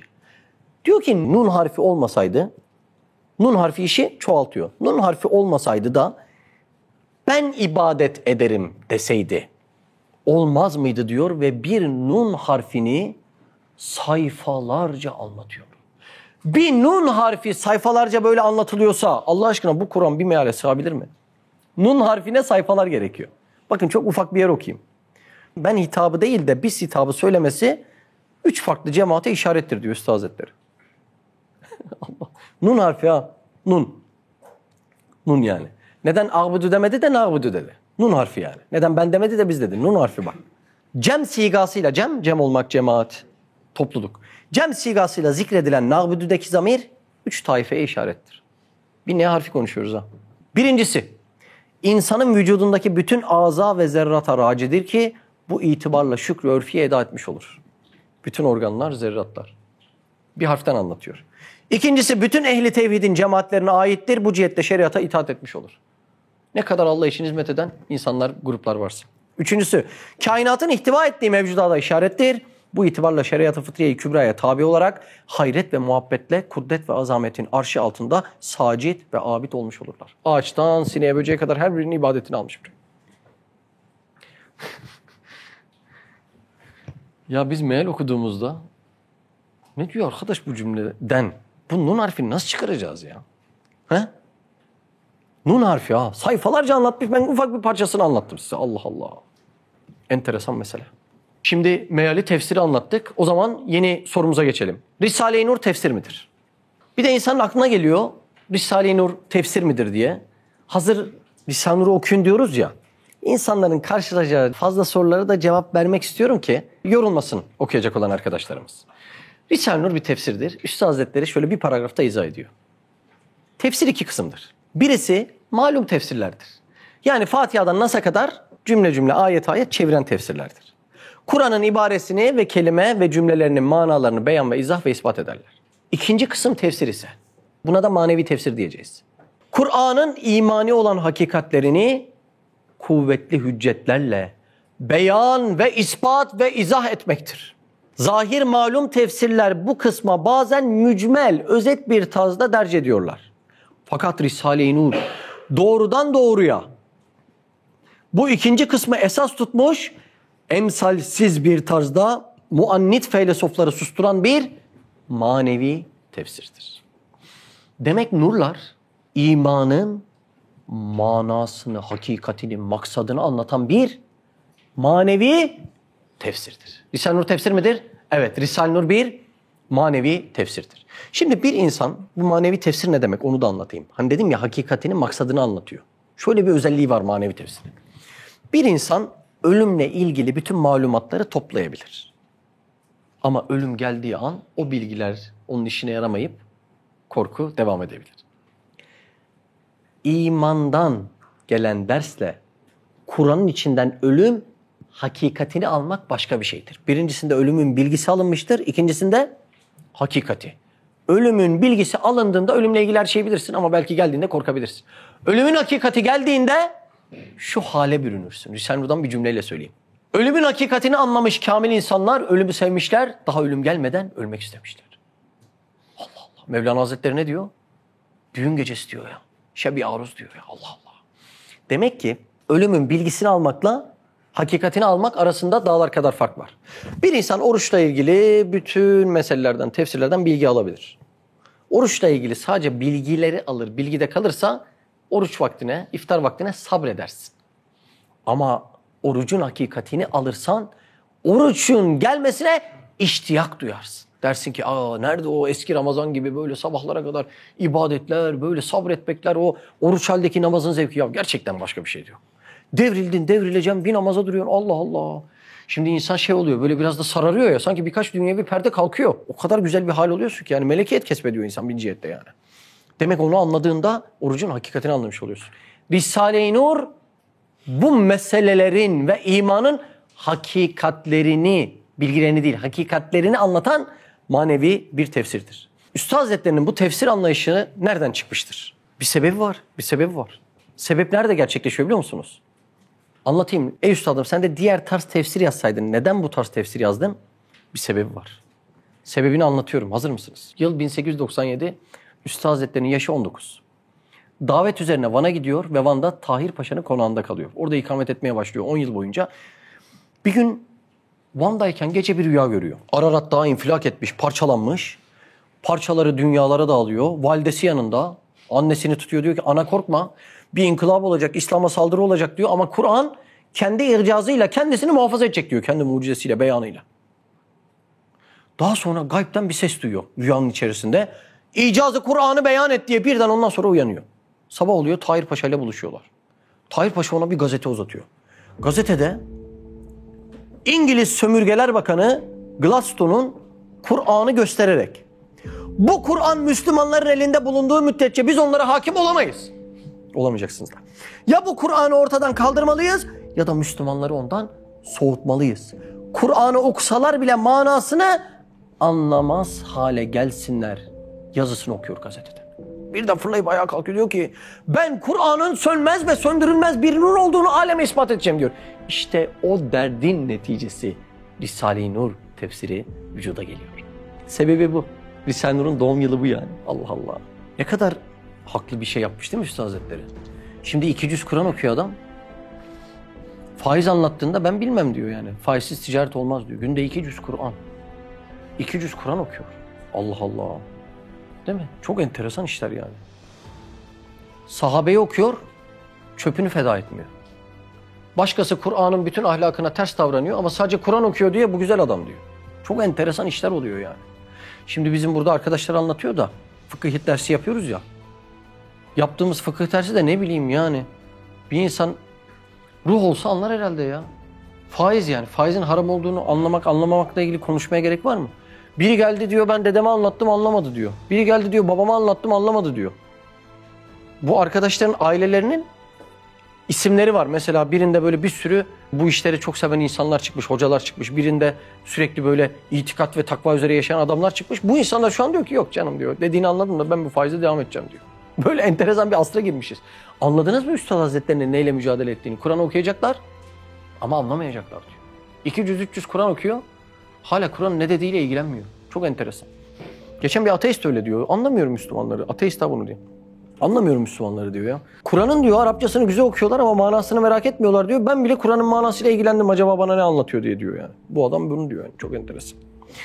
Şimdi iki çeşit tefsir var dedim. Risale-i Nur manevi bir tefsirdir dedim. Yine de bazı arkadaşlarımız merak edebiliyor. Ya öyle tefsirler mi var? Hani manevi tefsir ne demektir dediği için ben biraz da tefsir çeşitlerini anlatmak istiyorum size. O yüzden alt başlık tefsir çeşitleri diyelim. Az önce dedim 350 bin tefsir yazılmış ve bunun içinde çeşit çeşit tefsirler yazılmış. Bundan birkaç örnek verelim. Örneğin bir tanesi ahkam tefsiri. Kur'an'da belli bir konuyla ilgili hükümleri çıkaran tefsirlere ahkam tefsiri denmiş. Mesela Murat sen ticaret yapacaksın. Ticaretin hukuku lazım sana, şer'i hukuku. Sadece ticaretle ilgili Kur'an'dan hükümleri alıp bunu tefsir etmeye ahkam tefsiri denmiş. Başka bir örnek verelim. Lügavi tefsir. Kur'an'daki şu kelimeler ne demek istiyor diye bir mücadeleye girişmiş ve o kelimeleri anlatan lügavi tefsir yapılmış. Bir örnek daha verelim. İşari tefsir. Daha çok tasavvuf erbaplarının ilgi alanı olan bu tefsirde de Allah'ın bizden istediği esas murat nedir?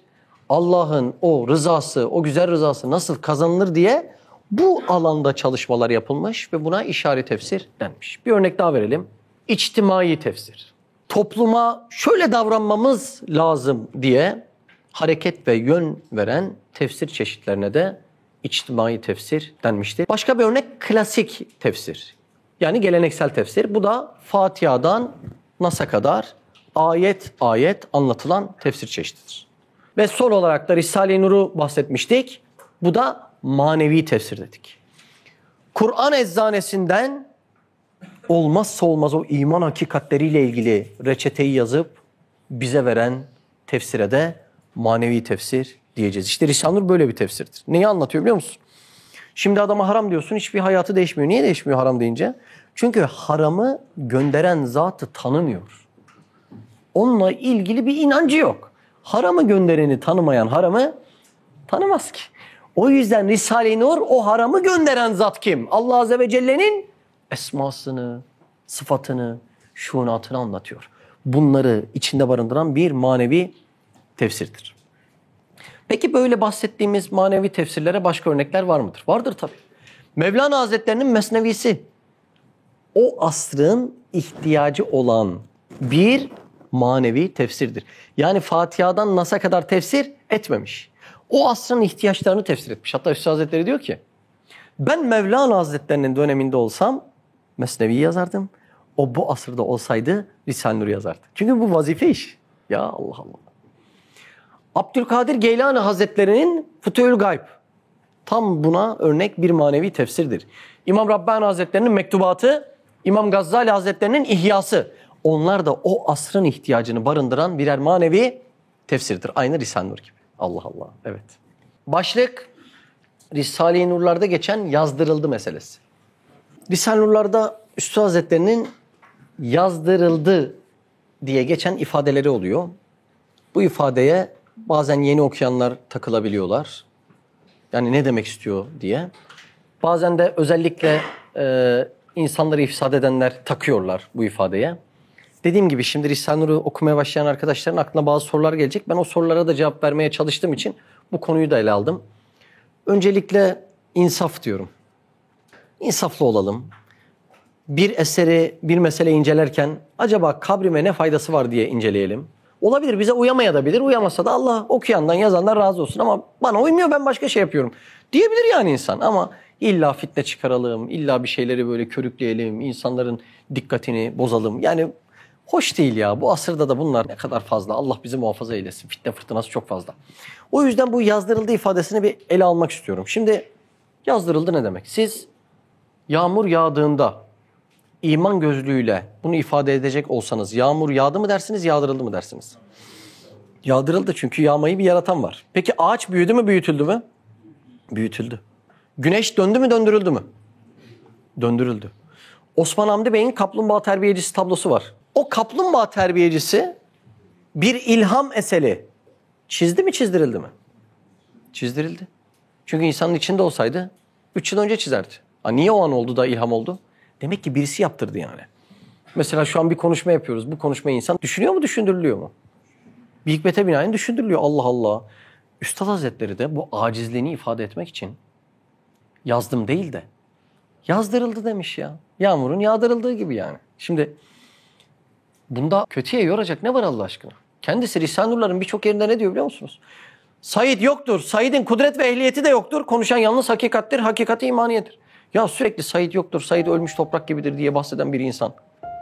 Yani yazdırıldı diyerek sizce ne ifade etmek istiyor ya? Ömrü boyunca nübüvvet izinden gitmeye çalışan, ömrünü ona feda etmeye çalışan bir insan. Bir mahalle muhtarlığına adaylığını koymamış bir insan. Sizce ne istemiş olabilir yani? 27 yıl zindandan çıkmam. Vallahi insafsızlık ya. Yazdırıldı dedi. Altında şöyle planı vardı. Kendini şöyle bir şey ilan etmek istiyordu. Ya mahalle muhtarlığına adaylığını koymamış. Çocukluktan beri anasının yüzünü görmemiş ya. Tecrit 27 yıl sürgünlerde, zindanlarda gezmiş ya. Ya biraz insaf ya. Bir bütüncül bak ya. Cımbızcılığı görüyor musun yine? Allah Allah. Şimdi Kur'an'da diyor ki ve evha rabbuke ilen nahl. Ne diyor? Biz arıya vahyettik diyor. Vahyettik, ilham ettik. Arıya vahiy mi ediliyor? Vahiy ediliyormuş. Ne demek peki bu? Şu demek. Arının kendisinden bu güzelliği yapamayacağını anlatabilmek için Kur'an diyor ki hayır bu güzellik arıdan değil, benden diyor. Nasıl senden ya Rab? Vahiy ettim de o yüzden benden diyor. Arı için geçerli olan insan için de geçerli. Nasıl bu güzellikler, bu ortaya çıkan, dökülen güzellikler arıdan değilse bir insandan dökülen güzellik de insandan değil. İskenderun güzelliğine bakın yani. Bakın hepiniz toplanmışsınız. Sizin gibi güzide insanlar toplanmış. Bu bir güzellik. Üstad Hazretleri diyor ki bu güzellik benden değil. O yüzden yazmadım. Yazdırıldı diyor yani. İlham bahsediyor yani. Allah Allah. Başka bir ayette diyor ki مَا أَصَابَكَ مِنْ حَسَنَةٍ فَمِنْ اللّٰهِ وَمَا أَصَابَكَ مِنْ سَيِّئَةٍ فَمِنْ نَفْسِكَ. Bir iyilik isabet ederse Allah'tan, kötülük isabet ederse nefsimdendir diyor yani. Allah Allah. Şimdi burada bile insanın kendisine hisse vermiyor. Şimdi ben şurada sana çay ikram etsem, çay ikram edebilmem için kainat yaratılacak, güneş yaratılacak, yeryüzü yaratılacak, bedenim yaratılacak, damarlarım yaratılacak, kemik yaratılacak. Bunların her birisi idare edilecek. Benim buradaki hissem ne kadar biliyor musun? Mail etmek. Yani 1 milyonda bir tane hissem var. Tabii ki de iyilik benden değil yani. Şimdi bunu ifade ediyor. Demek ki yani sen aradan çık diyor mu demiyor mu acaba bu ayetler? Üstad Hazretleri'nin mektuplarda sürekli söylediği قَالُوا سُبْحَانَكَ لَا اِلْمَ لَنَا اِلَّا مَا عَلَّمْتَنَا اِنَّكَ اَنْتَ الْعَلِيمُ الْحَكِيمُ. Ne diyor orada? Seni tenzih ederiz. Bize bildirildiğinden başka bilgimiz yoktur. Şimdi ayet bu ya. Bakara suresinde geçen ayet yani. Melekler söylüyor Cenab-ı Allah. Şimdi sürekli üstad diyor ki yani senin bize bildirildiğinden başka bilgimiz yoktur. Şimdi böyle bir insan tutup yani her mektup sonunda bunu yazıyorsa Allah'ım hepsi senin ihsanından, ikramından. Ne yazdık, ne bilgi geldi hep senin ihsanından, ikramından diyen bir insan yazdırıldı diyerek neyi murad etmiş olabilir? Nedir yani? O yazdırıldı diyerek yanlış bir niyeti yoksa senin mi niyetin yanlış o zaman? Yani illa hemen başka bir şey yor diyorsun yani. Başka bir ayette bak. Ve ma rameyte iz rameyte velakinnallahi yaramaya. Atarken de sen atmadın biz attık. Tam savaş oluyor ya. Müşriklere karşı Efendimiz Aleyhisselatü Vesselam bir avuç toprak atıyor. Savaş bittikten sonra bazı sahabe Efendimiz diyor şöyle vurdum, böyle attım, böyle yaptım diyince Cenab-ı Allah hayır diyor yani. Atarken de sen atmadın biz attık. Yani sizden değil. Başarı, galibiyet sizden değil. Benden diyor yani. Şimdi hep bunu ders vermeye çalışıyor Kur'an. Biz de bu dersi almaya çalışıyoruz. Dükkan senden değil Allah'tan işte. Vermeye de bilirdi başka bir diyarda. Gariban da yaşatabilirdi. Şu doktorsun ama yani bunu senden çok çalışıp elde edemeyen de var. Demek Allah'tan kendisi için kullanmanı istiyor. Yani bizim zaten birbirimize anlatmaya çalıştığımız ders bu. Bizden değil yani. Hiçbiri bizden değil diyoruz yani. Allah Allah. Şimdi başka bir ayette diyor ki sizi ve fiillerinizi yaratan odur diyor Saffat suresinde. Şimdi bu ayetleri alt alta yazıp topladığında bana yazdırıldığı ifadesi ne oluyor biliyor musun? Tevhidin bir ifadesi oluyor. Ben yokum. Bu güzellikler benden değil. Bana yazdırıldı. Ben yazdım diyerek tevhidi bozamam diyor yani. Allah Allah. Ne kadar da enteresan şeylere görüyoruz. Var mı sorun?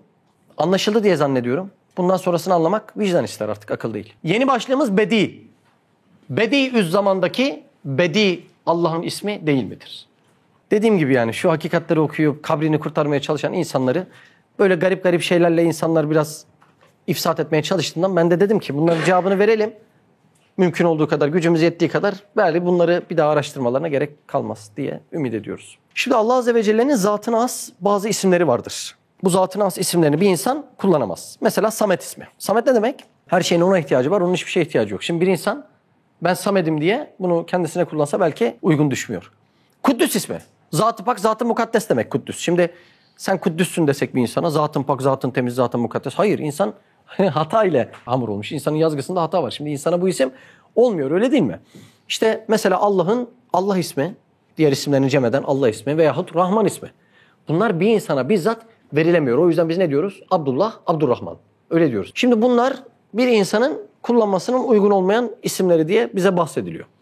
Bir de mecazen insanda da olabilen bazı isimler var. Allah Allah, o ne demek? Şu demek.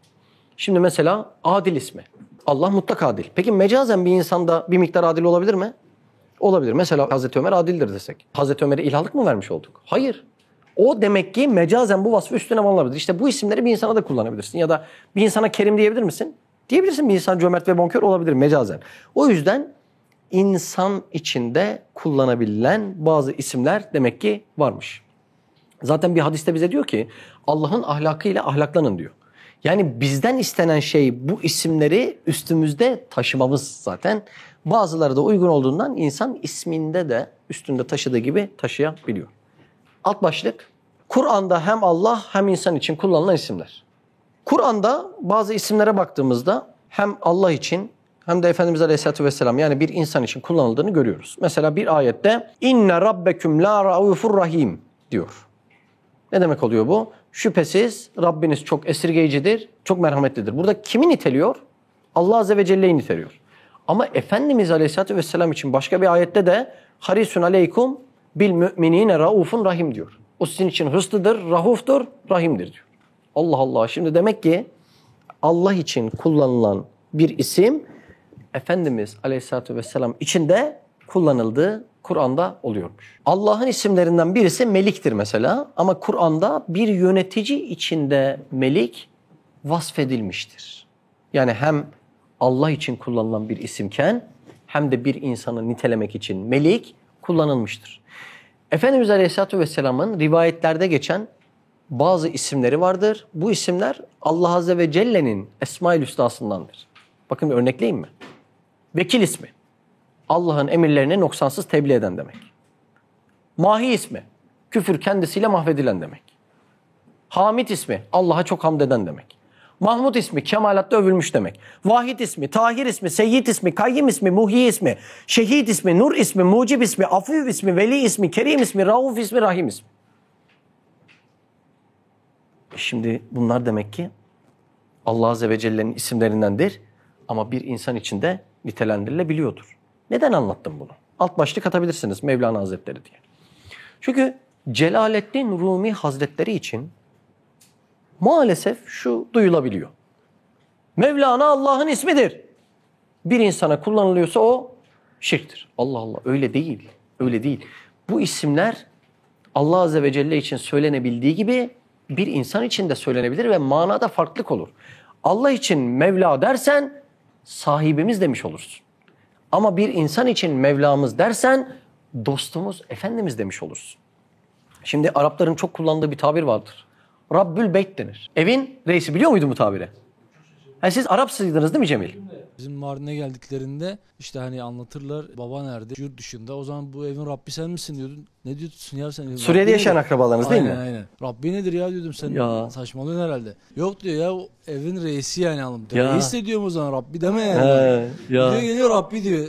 Tam Arapçada bu var. Mesela Araplar konuşurken Rabbül Beyt diyorlar. Evin reisi demek yani. Ne oldu şimdi ya? Evin ilahı mı demiş oldu? Haşa. Hayır. O bir gramer yapısı yani. O yüzden sakin olun. Sıkıntı yok yani orada. Şimdi yine alt başlık atabilirsiniz Bediüzzaman diye. Şimdi Üstad Hazretlerindeki Bediüzzaman verilen ona lakap içinde Bedi Allah'ın ismidir, Bediüzzaman şirktir diye bazen insan ifade duyuyor. Bedia eşi benzeri olmayan acip demektir. Bu mana Allah için kullanılırsa benzersiz yaratan demektir. Ama bu manayı bir insan için kullandığında zamanın acayibi, zamanın garibi, zamanın güzeli demek manasına çıkıyor Bediüzzaman. Yani bunu bir Allah'a söylemek manasında, haşa bir insana söylemek zaten birinin aklına gelir mi yani? Böyle bir şey olabilir mi? Ve bu isim ilk kez Üstad Hazretlerine verilmemiş. Üstad Hazretlerinden önce de mesela Arap edebiyatının zamanın öncülerinden Bediüzzaman el-Hamadani demişler. Veyahut büyük bilim adamı Bediüzzaman Ebu'l-İz İsmail el-Cezeri demişler. Şimdi onların da mahlasının başına Bediüzzaman demişler ve o gün bunu diyenler dönemin kanaat önderleri. Kendileri bana Bediüzzaman deyin dememiş. Dönemin kanaat önderleri demiş ve o dönemki otoritelerin hiçbirisi de Salih buna karşı çıkmamış. Allah Allah. Üstad Hazretlerine de 1893 yılında yaşı 15 iken bu lakap Siirt'te veriliyor. Molla Fethullah Efendi'nin medresesine gidiyor. Orada Üstad Hazretlerine okuduğu kitaplar soruluyor. İlmi ve hafızası test ediliyor. Bir bakıyorlar ki ne soruyorsa cevap var, ne soruyorsa cevap var. Hayret ediyorlar. Makamat-ı Hariri'yi uzatıyor Molla Fethullah Efendi Üstad Hazretlerine. Diyor ki sen bunu 2 kez oku, ezberle diyor. Üstad Hazretleri hayır diyor, bir kez okuyup ezberliyor. Oradan ne sual edilirse cevap veriyor Üstad Hazretleri. Sonra şaşırıyorlar, diyorlar ki zeka ve hafızanın, ezberin ifrat derecede bir kimsede böyle bulunduğu nadirdir. Ona Bediüzzaman diyelim diyorlar. Yani yine zamanın kanaat önderleri bu işi vermiş. Allah Allah. Hutbe-i Şamiye'de bir cümle geçiyor bununla ilgili. Sual. Sen imzanı bazen Bediüzzaman yazıyorsun. Üstad Hazretleri onu kullanıyor. Lakap methi ima eder. Yani sen kendini övüyorsun diyor Üstad Hazretleri. Cevap. Medi için değildir. Kusurlarımı, sened-i özrümü, mazeretimi bu ünvan ile ibraz ediyorum. Zira bedi garip demektir.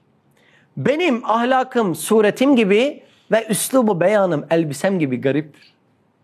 Muhaliftir.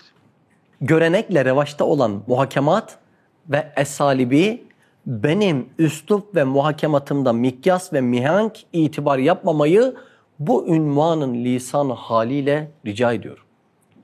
Hem de muradım bedi, acip demektir. Şunu diyor kendisi, ömrümün hakkı için her acayip şey beni buluyor. Acayibin kendi gözünde bile ben acayip bir şey gibiyim. Ma sadak oldum. Bunu Arabi söylüyor. Bir misali budur. 1 senedir İstanbul'a geldim. 100 senenin inkılabatını gördüm. Yine Arapça geçiyor. Selam hidayete erenler üzerine olsun.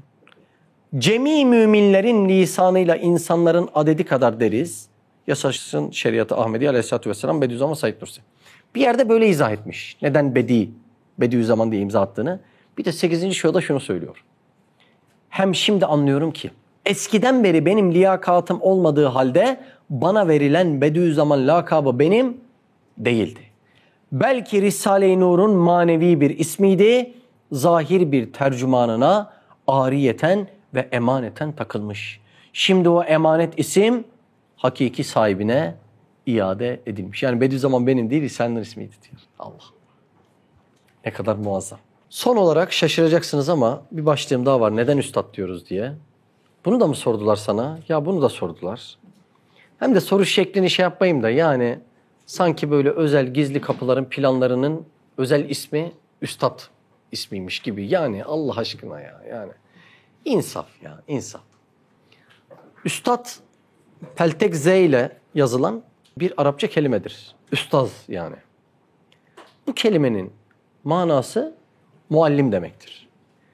Kelime Arapçada çok kullanılan bir kelimedir ama yanlış bilmiyorsam bir de El-Eser'den Mısır'dan bir arkadaşım var. Onun da dediğine dayanaraktan aslı Arapça değildir. Ama Arapçada çok kullanılan bir kelimedir. Hatta hal hatır soracağı zaman bile değil mi? Karşısındaki mesela bir öğretmense Keyfe ente üstad Muhammed yani o Muhammed Hoca hani sen nasılsın falan der gibi. O şekilde konuşuyorlar yani günlük dilde çok konuşuluyor Arapçada. Burada Arap arkadaşlarımız daha iyi bilir. Şimdi Üstad Hazretlerine de saf-ı evvelden ilk talebeleri bir muallim, bir önder, bir rehber olduğundan dolayı üstad demiştir. Bütün hikaye bu kadar. Hatta Üstad Hazretlerinin o ilk talebelerinden merhum Hulusi abi hayatımda bir adama üstad dedim, onda da isabet ettim diyor. Yani bir üstadın bile manası bunlardır. Dersi sonlara doğru anlattığımda şunu anlamışsınızdır ki Risale-i Nur'ları anlamanın çok küçük bir parçası akıl. Çok büyük bir parçası ise insaf ve vicdan. Yani ruhun özellikleri. Ruha hitapsa ruhun özellikleri açık olunca anlıyor. Allah bizde onları daha çok inkişaf ettirsin. Yoksa aklı önde, kalbi çok geride, işine yaramayacak binleri soran, binleri araştıran insanlara dönüşebiliyoruz. Allah muhafaza. Lütfen düzenli okuyalım. Şimdi ben biraz kendimce bir şeyler anlattım. Biraz emek oldu, bir şey oldu. Eğer bunun bir hakkı varsa ben de o hakkın hatırı için istiyorum ki düzenli okuyun. Bu yani. Alt sınır günde 10 sayfa da olsa, başkası yok ben şu kadar tamam nasıl istiyorsun. Ama bizim günde 50-60 sayfa düzenli okuyan çok tanıdığımız da var. Hele böyle pazar günleri okuma kampında bir yüzü okuyor, bir bakıyor saat ikindi olmamış. Diyor ki ya bu bir şey değilmiş ki yani ne böyle zahmet diyor. Ama ruhu nasıl lezzetler alıyor. Yemenin, içmenin, koklamanın lezzetini affedersiniz bir hayvan da alabiliyor yani. Ama ruhun lezzeti sadece insana az. İşte o lezzetler buralarda. Bunu yaşayabilirsek, keşfedebilirsek dünyanın menhus lanetli lezzetleri bizi aldatmayacak. Ben bunsuz yaşayamam diye hiçbir derdimiz olmayacak. Takıntısız bir hayat ne kadar güzel. O yüzden bir hakkım oluştuysa o hakkın hatırı için düzenli okunmasını istiyorum yani. Ricam budur. Günlük yani. 6 gün okumadım, 7. gün biriktirdim. Yemeği de öyle yapsana mübarek adam. Ha? Üstadın Doğu Beylerine söylediği gibi kuru üzümün çubuğu olsa bizi kandırıyorsunuz. İlime gelince mi böyle yapıyorsunuz? Ya evet Allah razı olsun. Subhaneke la ilme lena illa ma allamtena inneke entel alimul hakim ve ahiru davana elhamdülillahi rabbil alamin.